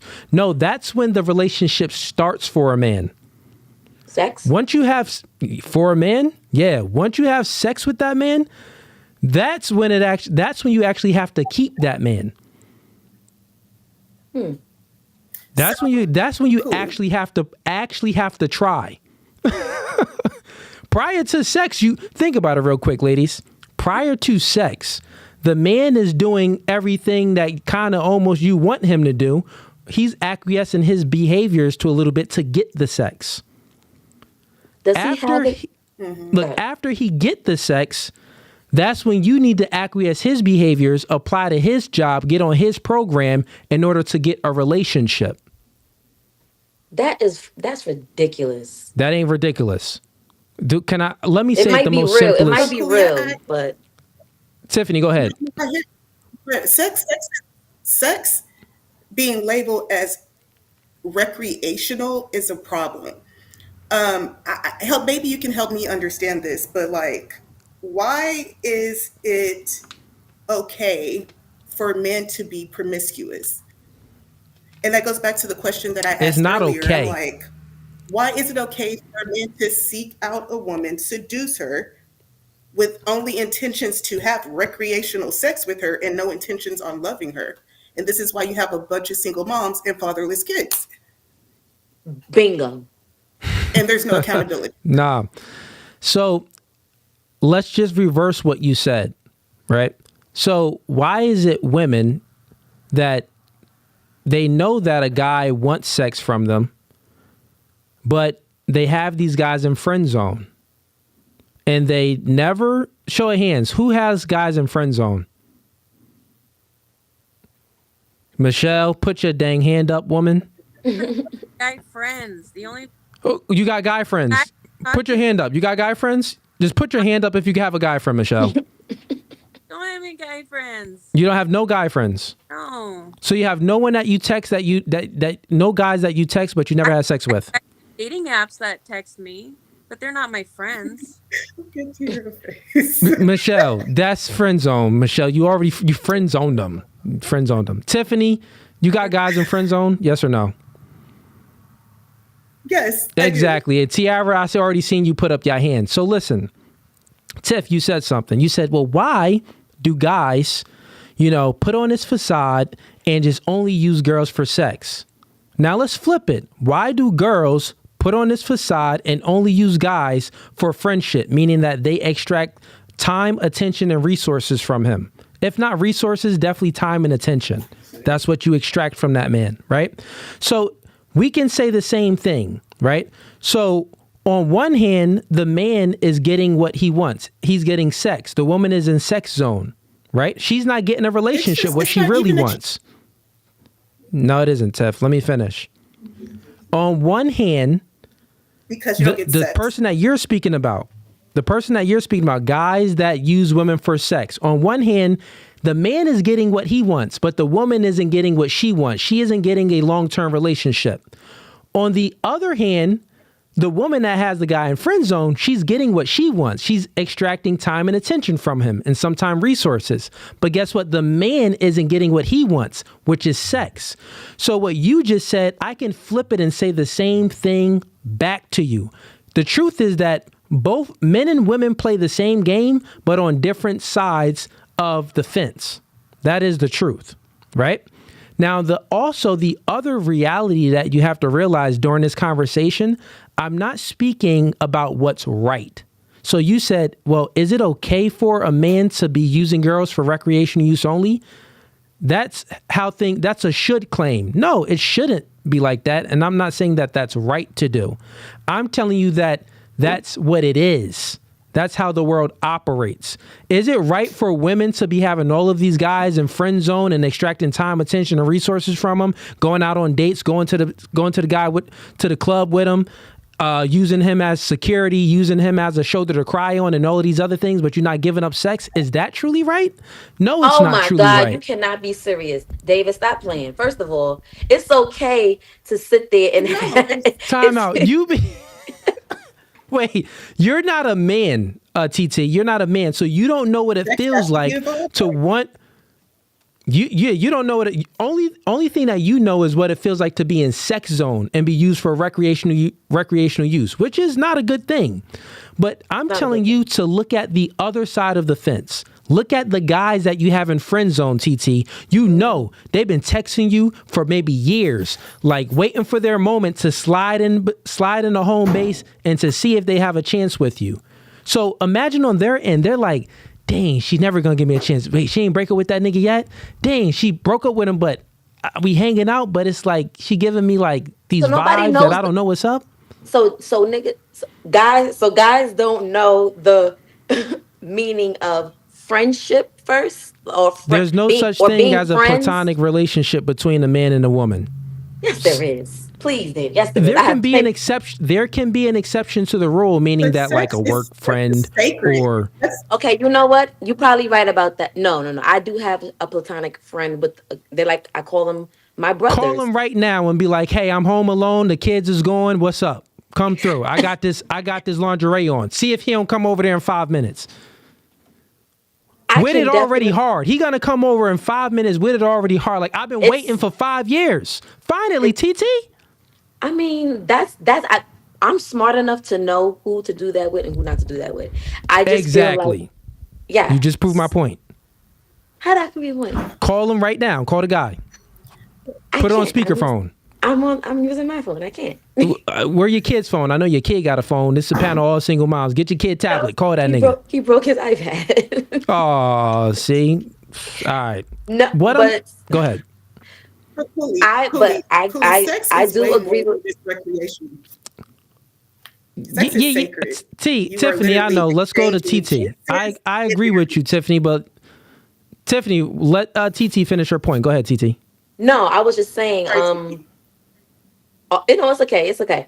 Um, I kind of do agree with what you said as far as there is no such thing as a platonic relationship between a man and a woman. Men can't have girlfriends and women can't have guy friends. You can, but he would either really it's like either he used to like you and he knows you no longer want him at all and y'all just became decided to just become strictly friends and y'all be want to becoming best friends, or either he's gay or maybe he really just see you as the homie. Like there's guys who's like that. Listen, Tiff. What I'm saying is, listen, TT. What I'm saying is this: from a general standpoint, like most men and women cannot maintain a platonic relationship. Now, are there like exceptions, meaning that, you know, you're friends with the brother-in-law, meaning that your sister's husband? Yeah, y'all could have a platonic, friendship. Is there exceptions where it's like a coworker or something?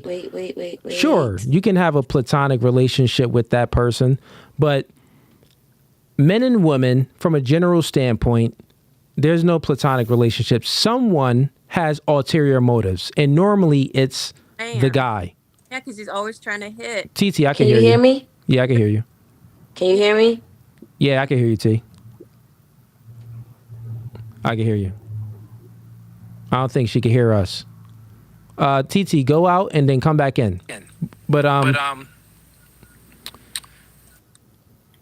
Can I you say? had something, Michelle. Yeah, go ahead. Yeah, I think women have the power to say, that's an attractive guy, but I'm not going to sleep with him. And I don't think men have that power to say, oh, I'm not going to try to at least sleep with her. Like given the chance, yeah, I'd sleep with her. You know, Yeah. a lot Well, like given the chance, like they're not going to like, I don't know. Maybe, I yeah.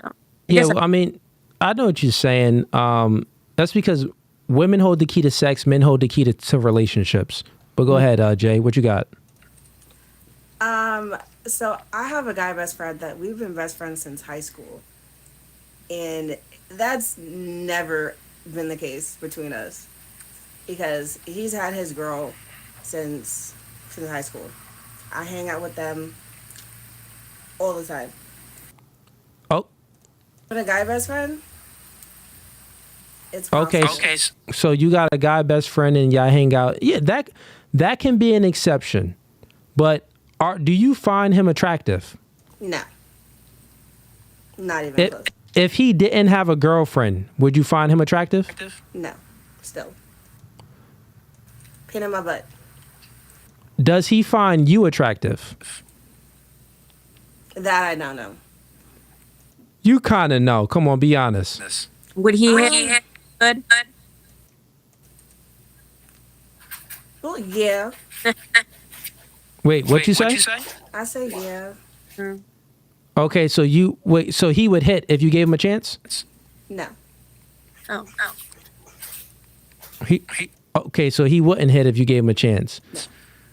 But he got a girlfriend right now, you said? Yeah, they've been together. They got 3 kids together. Oh, I was going to be like, call him up, but it's all good. And that could be a situation where someone has attraction towards one another. Normally it is. And the only way to find out if he ain't have a girl, then I would be like, call him up. And we could check his temperature live on air.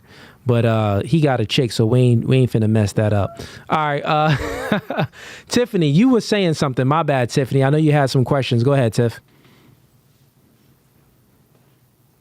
Yeah, no, I kind of shared my sentiments on that and we talked about it.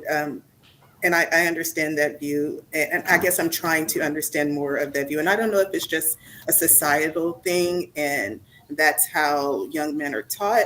But sex is way deeper than just recreation and getting your rocks off. It's a lot more that goes into that, and I think that has a lot to do why sex is looked as recreational. Yeah, I don't think that sex itself is looked at as recreational. When I use that term and I say recreational, I'm saying that the man is that's the only thing that he wants from the woman, meaning that he doesn't want anything long term. Or the woman, that's the only thing that she wants from the man. She doesn't want anything long term, right? Now, from a general sense, if we're speaking about men, men can definitely view sex as recreational, meaning that pretty much just doing it for fun, almost doing it for sport. Most men can't, though, right? So only a small percentage of men can actually, you know, and act on these wants and actually engage with multiple sexual partners. Some stats. Men between the ages of 18 to 30 is either a virgin or haven't had sex in a year. Right? So that means that, and that's, what is that? It's 30% of men. So 30% of men between the ages of 18 to 30 is either a virgin or haven't had sex in a year. So that's a large portion of men that you ladies don't even see. The guys at Walmart, the guys at CVS, the guys at McDonald's that just gave you your fries, them niggas is transparent. You don't even notice them. But if you don't see them, a lot of other women don't see them either. So what I'm saying is most men can't actually be promiscuous. Men aren't afforded to be promiscuous. Only men that accomplish things and have some value or have some game has that ability. So I would say this, the men that you want, since I took notes, 80K, competence, integrity, 100K, leader, that's a masculine man, protector, masculine man. The guys that you want, they got options. And if they got options, I'm just saying that you probably won't be their first option because you got kids and you really don't want to follow that man's lead. Make sense? You got to view the world as what it truly is. And it's competition. All of you ladies are single moms. Guess what? Y'all all in competition with one another. Sometimes I If think we're really speaking facts. higher up Yep. than a girl, who doesn't have any kids. I think some people view single moms as a priority. Ooh, I want to try a single mom. Ooh, I want to get with a single mom. Well, why don't you want to be with a girl your age? Nah, I want to be with a single mom. For sex. Okay, but that still has value for men. That's like the only thing that they value. I mean, trash has value too. You take out the trash every day. Just being honest, right? I'm saying this, right? The thing is, you want these hold on one things. Well, who's Did that? you just refer Tiara to single or moms Tiffany? as trash? No, this is Tiffany. Oh, Tiffany. I'm sorry. Go Was there ahead. a Yes. correlation State between that again. single I couldn't hear you. You keep on Was there a cutting in and correlation out. between single moms and trash? Was there No, a no. correlation Recreational between use single only. Recreational use only. That's the correlation. So moms? what I'm saying is, you keep cutting in and out. Yeah. I'll let you speak. Go ahead. Because you keep No, cutting in and out. Go ahead. Say what you was going to say. No, you're about to get into recreational use, and was there a correlation between recreational use and single moms? Okay. No, that was an example. So she was talking about, Michelle was talking about, well, guys out there, this and this. There's guys out there that, want single moms. It's like Michelle, are you talking about guys that don't have kids and they just want to be with single moms? Yeah, guys that don't have kids. I don't know so think about it. There's if they're pursuing somewhat of a, I don't know, relationship, or if it's just sex. But, to continue having sex with a single mom, you have to have somewhat a relationship with her. You still have to be on her good side because she's not going to have time for you. I see what you're saying now, Michelle. Okay. I would say for sure. There's guys that have fetishes and, they want, a BBW, they want a single mom, they want a girl that, does gymnastics or something or a foot fetish. Yeah, there's guys that have these tendencies to want things. That's fine. I'm just saying, here's what I'm saying, Michelle, to give you an answer to what you're saying. I agree. Maybe there are some guys that only want to date single moms. I'm saying that those guys only want to date them for sex only if they don't have any kids. That's all guys want to use any women for any time. What I'm saying is single moms are not subpar to a hot 19-year-old who's single and who doesn't have any kids. Because there are guys who don't. To a man that doesn't have kids, it's a totally different thing, Michelle. A man that doesn't have any kids, he doesn't want to, what's the benefit for him to be taking care of a woman? Maybe experience. They love single moms because they have experience. No, men are different. Men, we don't really look for experience. No. If we're looking at experience, that's still looking from recreational use only. So here's what confusion happens. Let me clear the air real quick because Tiff, you confused. Michelle, you confused too. Let me give you the reality of men. Men are sexual creatures and lustful creatures much more than you. We have 17 times more testosterone than women. So dudes want to clap cheeks. If you ever go on Pornhub, we can't say the P, put the P in front of it, but Pornhub, if you ever go on one of these sex sites, right, Pornhub, there's all these weird different categories that men like to watch. You know why? Is because niggas be weird, right? Yeah. What I'm telling you is that you don't want to be the woman that's saying that has, you don't want to get a man that has a weird nigga fetish. Why would you want that? Why would you want a dude that has this fetish for a single mom? That fetish that he has, you'll just be satisfying his fetish by sleeping with him, nothing else. He's not going to look for anything long term, and he doesn't have kids. He's just not. There's a low probability to get a guy that's single and don't have kids, and for that man to actually take you seriously other than just sex. Now, it could be a situation where you get with a man, you got kids, and you're having sex, and then he knock you up too. And then, all right, he got a kid by a single mom. And there's always exceptions to the rule, but he still doesn't want to take you seriously. Or maybe you trapped him with a baby, and then he's like, Dan, I got to stay with her. That's what I'm saying. Maybe he likes it and he wants to stay. Yeah, but that's... Wait, hold on. Let me bring up... He trapped me. Maybe TT, he I likes got it you. and My he bad. wants to stay because it's good. That's single mom. Well, listen. I'm not here to tell you. Yeah, I'm not here to tell you that. Here's the thing, right? I'm not here to tell you that, nothing is possible. Anything is possible. That's just the reality of life. Anything is possible. I'm here to tell you that to not fall into the delusion of focusing on the exception. The exception doesn't make the rule, right? Generally speaking, when you're speaking to men and the men that you want, these guys have options. They don't got no single mom fetish and don't got no kids.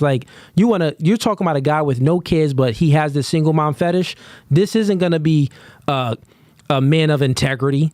That's a low probability that he's going to have some integrity, but still have this fetish for single mom. It's a low probability that he's going to have this dope lifestyle that you want or be a leader and a protector and having this fetish for a single mom.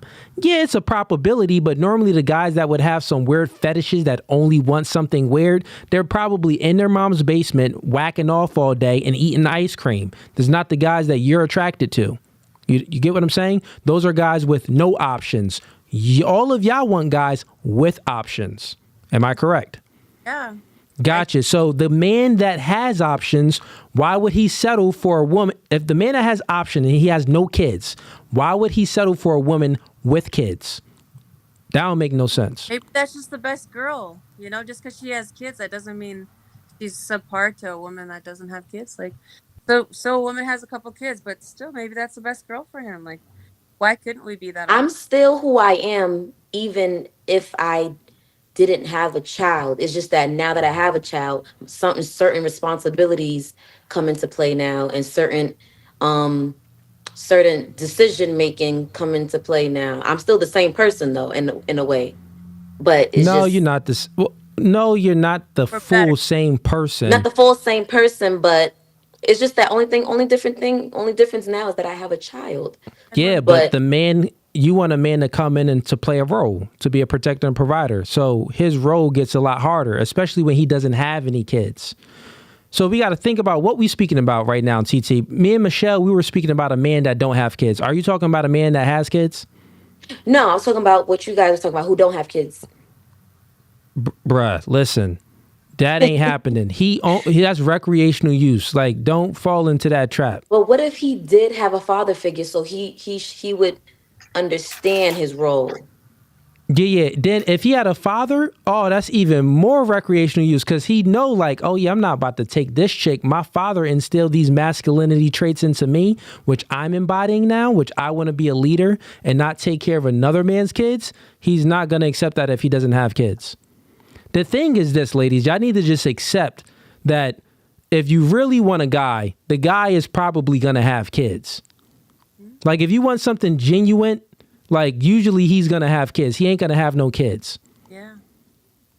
Well, Like that's it's like this, right? When you're a single man without any kids, you're viewing the world from more of a selfish standpoint. When you don't have any kids, you don't even have that responsibility yet. You don't even know what it's like to be responsible for someone else. So your view of things is more of a selfish standpoint. So you're looking to, to build something and the reciprocation that you're looking for from the woman is more like, it's more from a selfish standpoint. When you have a kid, right? A man that has a kid, if he's a good man and he has his kid full time, like a full time father, I'm not talking about. So here's the statistics. Most men that have kids only see their kids every other weekend or don't see their kids at all. Full-time fathers, the courts only grant access to full-time fathers. Well, the courts only grant full-time fathers 18% of the time.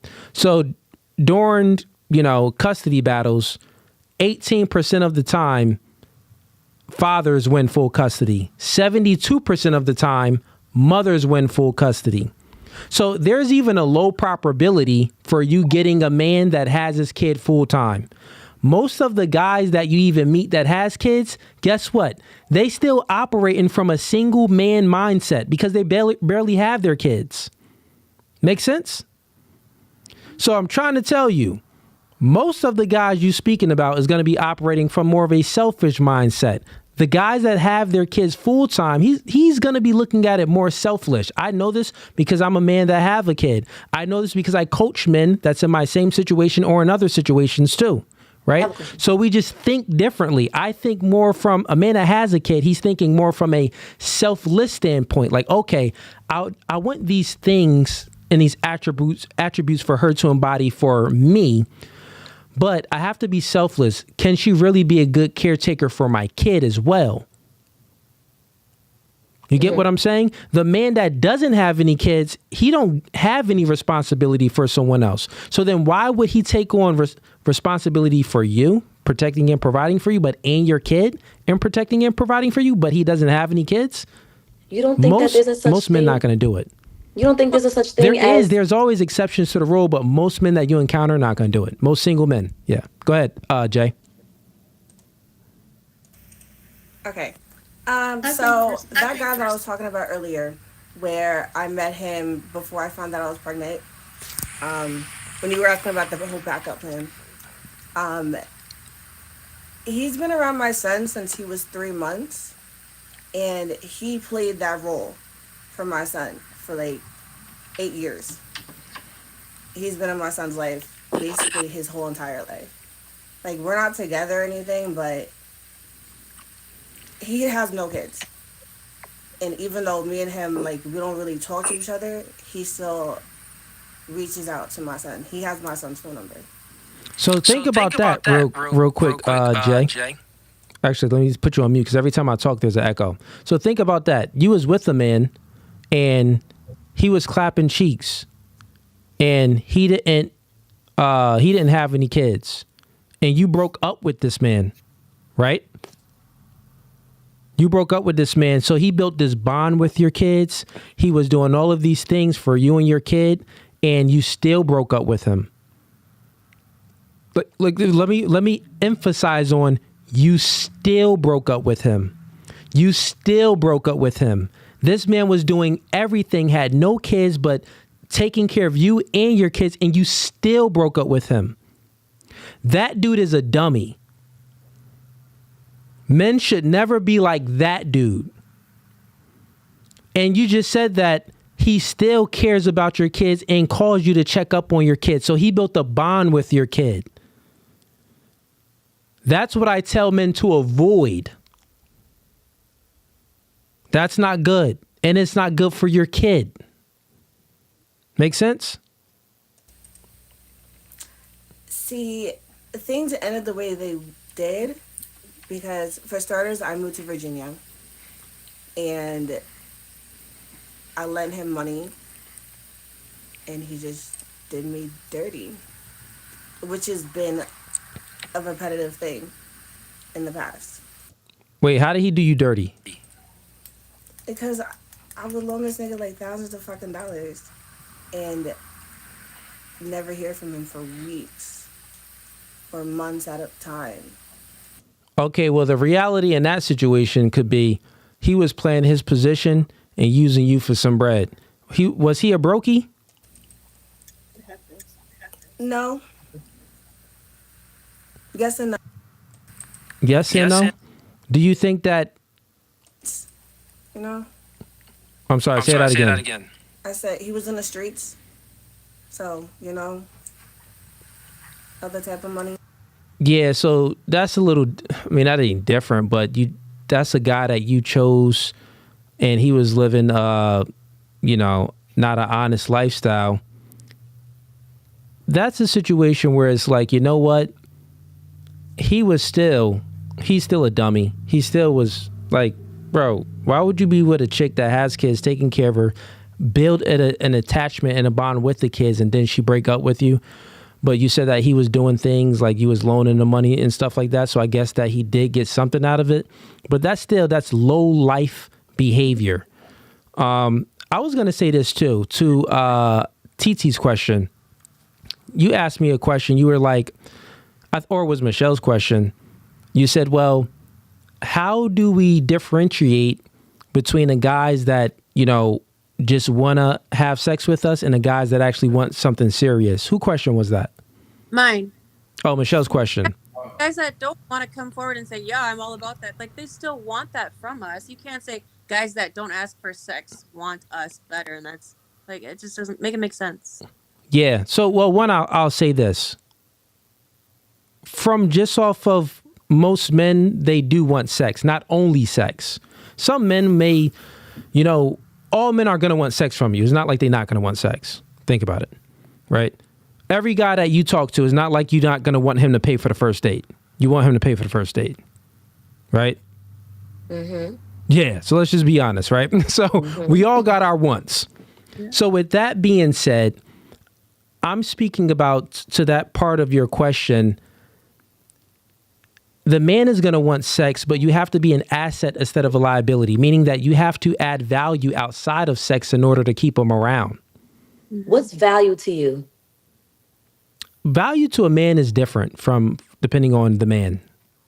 But value outside of sex, for me, I got multiple businesses, maybe helping me out with some businesses, maybe, you know, being very observant and seeing a portion of my life where you can help out and add some value. That would be good. Being a cheerleader, meaning that I'm fighting out here a lot of dragons, rooting me on, baby, you got this. You're going to be great. Like, you're great at what you do. A cheerleader is a great thing. So a multitude of things. I got, you know, you see where if I'm unorganized or something and you organize some stuff for me. I need some contracts printed out. You notice that I'm short on contracts. You print them out for me. The little things count when it comes to a man because we don't really look for tangible things. Like we don't look for, like women look for material things when it comes to value. We look for more internal things when it comes to value. Like, how can you make my life easier and bring me peace? Which makes sense because women run the house. In a sense, they want that run the household while I'm at work. So they want sex first, and then they want to They want to know how you can add value to Most their life. men, the men that have options, think about it. Let's just be honest, ladies. Y'all all want a guy that has options, right? So if the man, because you're not attracted to guys with no options. If he doesn't have any options, that means that he's not attractive. That's just the facts. You guys, I can't get girls. Ladies, that's just the facts. So you want a man with options. So since you want a man with options, the question is, how can you be his only option? Right? And how to be his only option is that you got to live in reality and understand that you're all in competition with one another. You may not like to admit it. You see these things that Justin LeBoy post, like Unbothered. You see these things that Justin LeBoy post all the time, saying all of these weird, they're lies. They're leading you astray. Live in reality and understand that what you won't do, another chick will do. That is the facts. With that being said, you got to understand your own situation, that you are a woman with kids. So you coming in with some baggage already. So if you coming in with some baggage, you really got to add value and make his life easier and really be his cheerleader and really be a support system when he's sick or anything. Pray for that man. Don't be all bougie and not text him first. So you really have to acquiesce your behaviors and get on that man's program after sex. And guess what? I would say prior to sex, because you coming in with baggage, especially the girls that want a man with no kids. You get what I'm saying? So that's what I mean by that. Now let's go back to my other point, what I was speaking about, where it's, how do you know how can you distinguish between a guy that just wants sex and a guy that, he wants something more? The first, you got to start with self. So how do you have discernment? Discernment is the ability to make good judgment, right? So let's speak about that a little bit. How do you make good judgment in men? Well, the first way to make good judgment, you have to be able to make good judgment for yourself.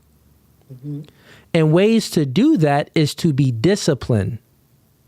So if you embody certain good morals, let's say not cussing, not drinking, not going to the club all the time, you're working out, you're eating right, you're reading, you're doing things to better self. We all like to project, like Jay. Jay took a dude that was living a illegal life. The reason why she probably took a dude that was living an illegal life, a not an honest life, and couldn't really maintain an honest job, he was in the streets, is because she probably was doing some things inside. And Jay, I'm not speaking about you. I'm speaking about the symbol of you, right? So when women, if you have certain behaviors and certain morals, you're more likely to accept the other person with the same morals that you have inside yourself. I don't cuss, drink, or smoke. So my chick, she don't do none of that. Right? So that means the chick I chose, I don't have any tattoos, like zero. So I'm not going to choose a chick that got mad tattoos. Scars are good on a guy, looks attractive on a guy. Scars isn't so good on a woman. In order to get a tattoo, generally speaking, people tat things on them because they're going through things. A man that went through a lot of things and overcame it, he's attractive. A woman that went through a lot of things, and let's say if she did overcome it, she becomes more masculine and an unruly individual, generally speaking. So attraction isn't symmetrical, it's asymmetrical. The other thing is that the character that you embody and the values that you have, that's what you're going to attract. Like, why do you think women, if you see them, they always say, oh yeah, I was talking to this guy. It's like every guy I talk to, they're the same. They're narcissistic. They're this, they're that. You know why they're narcissistic? Because you're narcissistic. That's not true. If you're not narcissistic, why are you choosing narcissistic guys? Let's peel back the layer, right? So I wouldn't say narcissist. In my Because they're case, I ain't gonna super say narcissistic empathetic. because I That's why. don't. I just feel like you're not. I used to think you are what you attract. That could maybe, I don't know, but I really Wait, feel like what? you. Huh? Go ahead. I'm starting to believe you are what you entertain. Like I'm just somebody who I feel like I used to feel like you are who you attract. I attract these type of men. I don't feel like saying what type, but like I feel like I attract these type of men because I'm in these type of settings, and I just feel like how I look, what comes off of me, I feel like it attracts the type of men. But I don't have to entertain that. But but then there's this other percentage of men who are attracted to me, and I choose not to entertain them because maybe they're boring, maybe they're this, maybe they're that, but they're probably good men for me. Yeah, ladies, let me give y'all some truth here. So, like, and I want y'all to really take this game, right? What I mean by when you embody certain characteristic traits within yourself, you do attract that. You accept it. You accept it. You may attract other people too, but those are the stuff that you accept. Women are narcissistic. Narcissism, if we just make it to this own general term, it's having an excessive interest in oneself, right? You do your makeup. You putting on lip gloss right now. Excessive interest in yourself. That's a narcissistic trait. All of y'all do y'all makeup, spend a whole lot of time in the mirror, doing your hair, making sure you look the best because you have this excessive interest in yourself. So what I'm telling you, if you exhibit certain characteristic traits in yourself, that's what you're actually going to accept in someone else. So what would be a narcissistic man? Well, a narcissistic man what would he exhibit? Some traits that he has interest in himself. That would be a man this is a good one. That would be a man that acts as if he accomplished things. He acts as if he accomplished things. Meaning that, yeah, I got this nice car. Yeah, you hear them guys, they almost sound like a used car salesman. Yeah, I got this going on. I got that going on. Yeah, I'm doing this. Yeah. He always talking that game, right? But really, he's a used car salesman. He not doing none of that stuff he talking about. So that's another narcissistic trait of when you're acting like you have, you are lying about your competence. You're acting like you're competent by acting like you're confident. Acting like you're confident. I'll repeat. A narcissistic trait that a lot of men would have is that they act like they're competent by acting like they're confident. And a confidence will come off like a used carsman sell type vibe if you're good in assessing that behavior in the man. Competence leads to accomplishments, which then leads to pure, genuine confidence. That's how it really works. So a guy that has all of this confidence, but he really didn't accomplish anything, he has some narcissistic traits. Okay. And I'm not saying that it's anything wrong with having an ego sometime or, putting on a face and acting confident to a degree. Generally speaking, that's fine. But you know what I'm speaking about, the guys that's approaching you and they talking all this game, but they really don't got it. And show of hands, y'all fell for some of those guys, right? All y'all hands should be up. You get what I'm saying? And what I'm telling you is the reason why you fell for those guys is because you're narcissistic. But you can listen, I'm psycho. This is what I do. So I'm just trying to tell you that if you embody good characteristic traits in yourself and you know yourself, the people that you accept is only going to be that too. That's all I'm saying. And that's true discernment. Okay. That's having discernment. That's having the ability to make good judgment. That's all I'm saying. It's going to be, now let's flip it the reverse side. Let's say if, think about it. Let's just speak facts. You smoking, you drinking, you going out to the club, you doing stuff, you living your good old life. You know what I mean? That's what you do. You got the rose at home with the oils, and when it get late,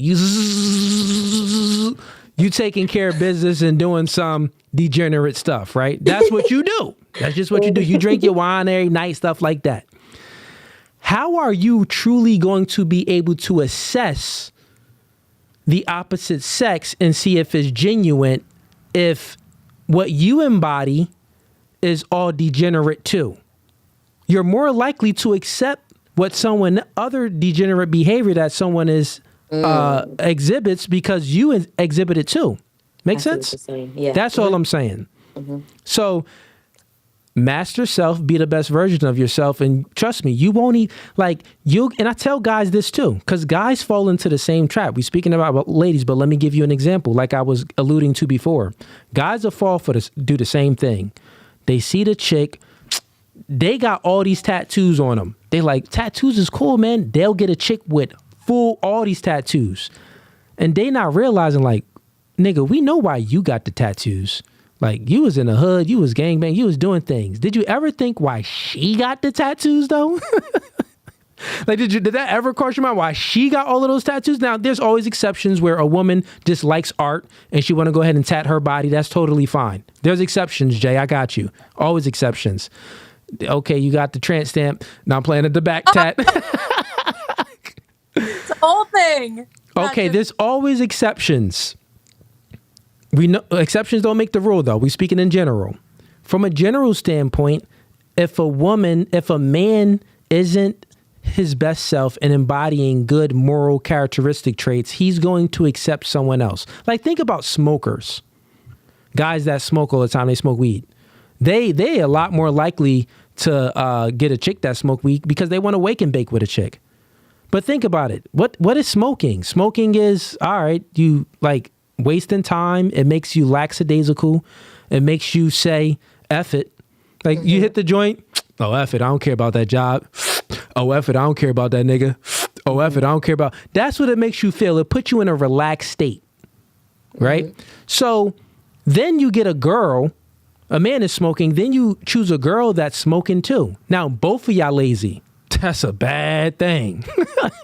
Y'all both have no ambition or no assertiveness. From a general standpoint, we know that there are smokers that can still operate, pretty good. But from a general standpoint, we know that most of them smokers, they spend all their time and money on that weed because they want to wake and bake. They want an afternoon smoke. They got to smoke after everything because it's addictive. You get what I'm saying now? So to sum this all up, be the best version of yourself, get rid of your vices, and trust me, you will see a change in the judgment that you'll be disgusted by certain things that men embody. Like, you'll just be disgusted, like, ew, I don't do that anymore. I'm not going to accept that because I don't do it. Make sense? You're not that bad. I thought you was worse than this. You're really Yeah, not because that bad. they've been lying to y'all on social media. See? Not that bad. They've been lying to y'all. But listen, ladies, I think this conversation was good. I'm gonna leave it with last thoughts, and we're gonna start with Jay. Actually, gonna leave it with last thoughts. So here's the point of the podcast. If you have any last thoughts, you can give your last thoughts, or if you have any questions, you can ask any questions too. Go ahead, Jay. Okay, so I'm thinking back on the whole discipline thing, right? When I messaged you earlier about my son's dad passing away, in all reality, like, he wasn't really active in his life because he went off and found a new girl and was stepdad to her kids. So, like, him not being in his life, and then now that he passed away, I feel like, discipline is something that would be necessary, being that he hasn't had that figure and he's not going to have it. So I would say that's the only thing I gotta say. Yeah, Jay, my condolences too. In regards to your baby father, and you know what, it's good that you see that, you understand that your son needs a masculine figure, a disciplinarian, and you're pretty much saying that you'll accept the man if he comes and and he wants to discipline your kids, you'll be all good with that. That's what you're saying, right? Okay. Yeah, and with that being said, you know, I truly think you'll be all right, Jay. You'll be good. If you get anything from this, maybe watch it back twice. Understand what I'm speaking about when I'm saying that. Actually know what you want and understand what the man wants from you.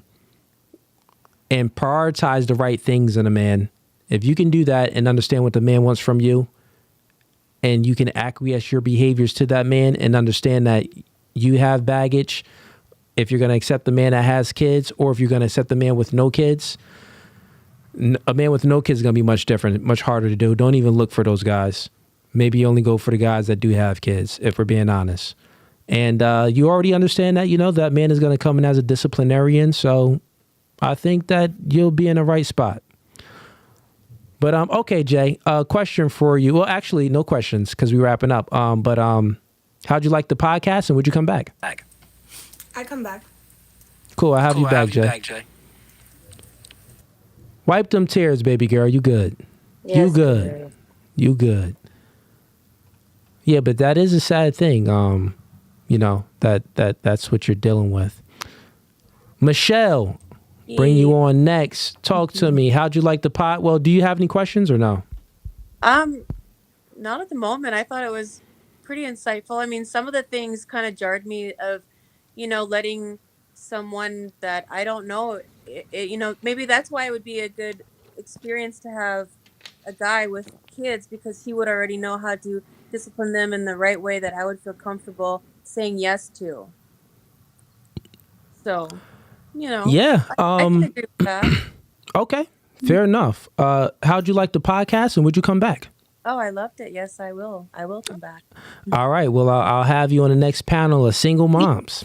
Thank you. Hey, Tiff, any questions?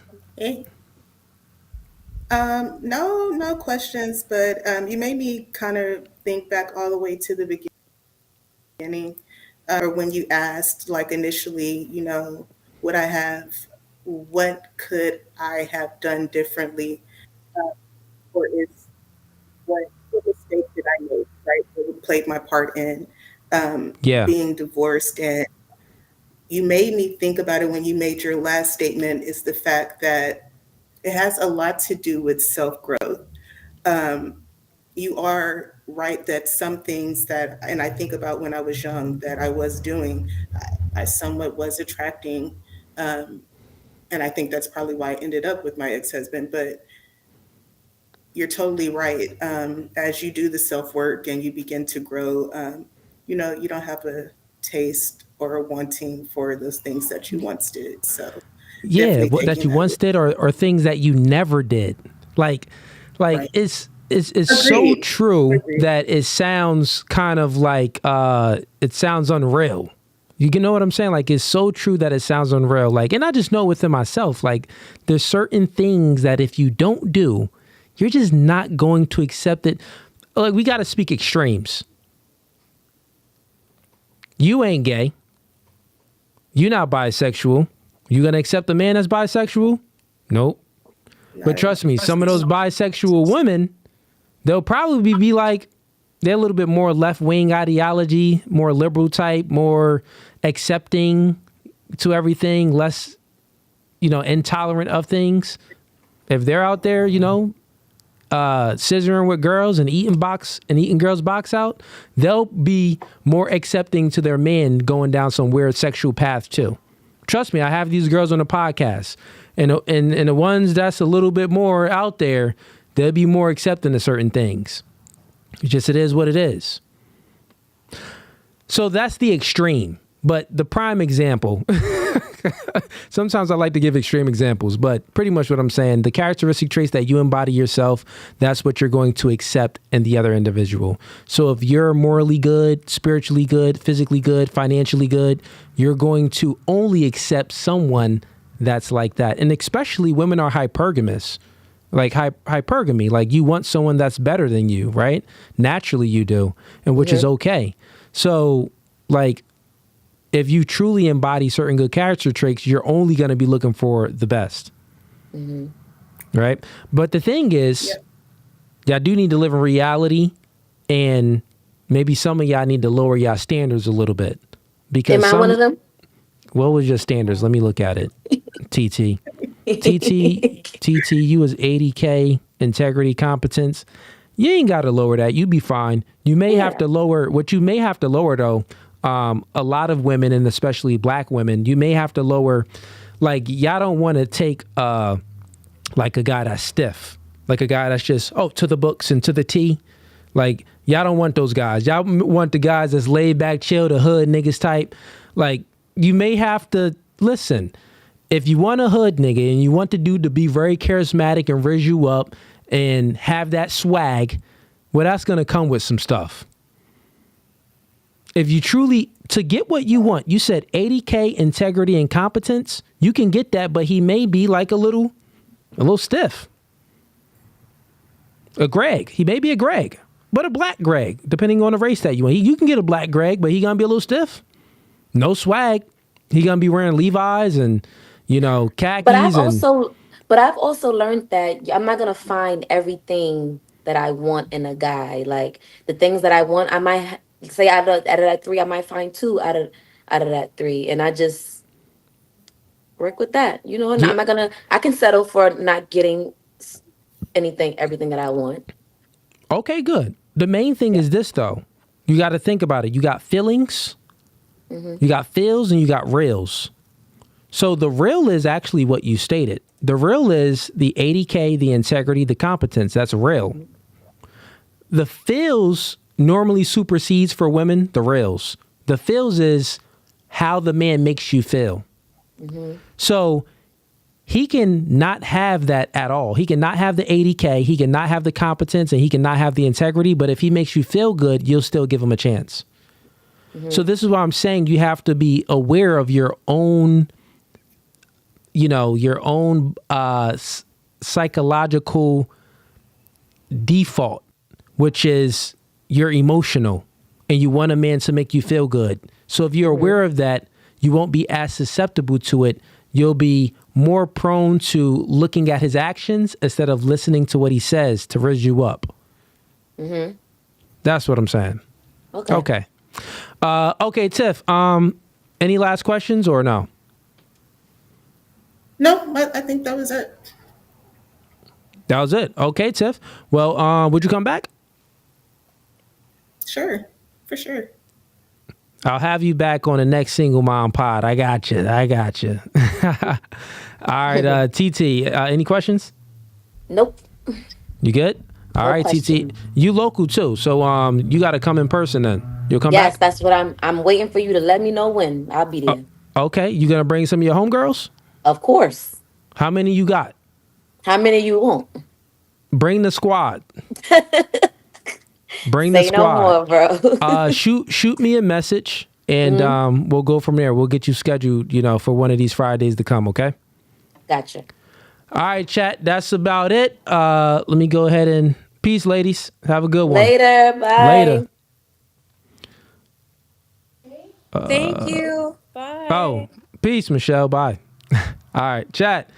All right, so that was the end of the stream. Single mom panel. I think we had 5 girls, but then it went to 4. So pretty much 5. The other 5 that didn't come, they recreational use only. But without further ado, chat, click the like. Don't be a ninja watcher. Before you go, hit the like button. It's free. You don't got to send in any money. Let me get to these last few super chats too. All right, we got sophisticated ignorance is in $5. The look on these women's faces are cringe. They refuse to listen to logic and won't take accountability and are clearly lying to be right. Cooley for president. Appreciate you, man. We got Mr. Riddle sends in $2. How many single moms actually move in with the guy? Oh, that was a good question. We'll save that for the next one. We got I am LB Billa sends in $5. The reason to know men consider most single moms' recreational use is to allow the foundation for discernment. We got King Speech 3743. Welcome to the gang, King Speech. Welcome to the gang. I appreciate the support, man. All right, ladies and gents, this is the end of the stream. Wednesday is debate night. So Wednesday, I'll be doing a debate night. And, usual schedule programming. If you want to debate, if you disagree with some of the stuff I say, if you have points of contention, if you have different opinions, or a totally different worldview, you're welcome to come on a Wednesday stream and to debate. It's going to be open to the public like normally. I've been doing debate nights for about 6 months now. It's been going real good. And it's only been getting better. Y'all been tuning in a whole lot more. Next week on Friday is going to be an in-person panel. It's not going to be a virtual stream like how I did this Friday. This Friday was just special because I thought all 10 moms was going to actually come on a virtual stream, and they didn't come. So if you learn anything from this, most of the time women aren't reliable. Truthfully, how it even works, even to get girls to come in person, bro, we got to book like 25 to get 6 to show up. That's just how it is, bro. Women, they naturally flaky. Generally. Next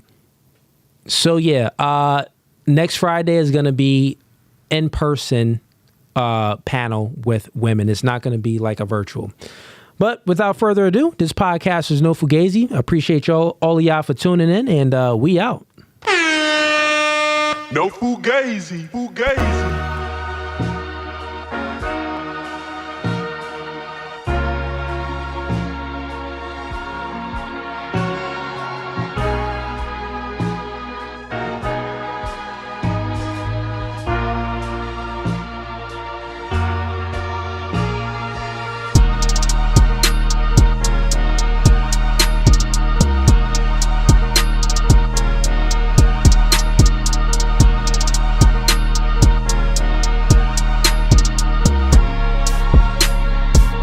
Actually, Gabby, you done. And you want to leave too? This is how our relationship goes. God over man, man over woman, woman over children.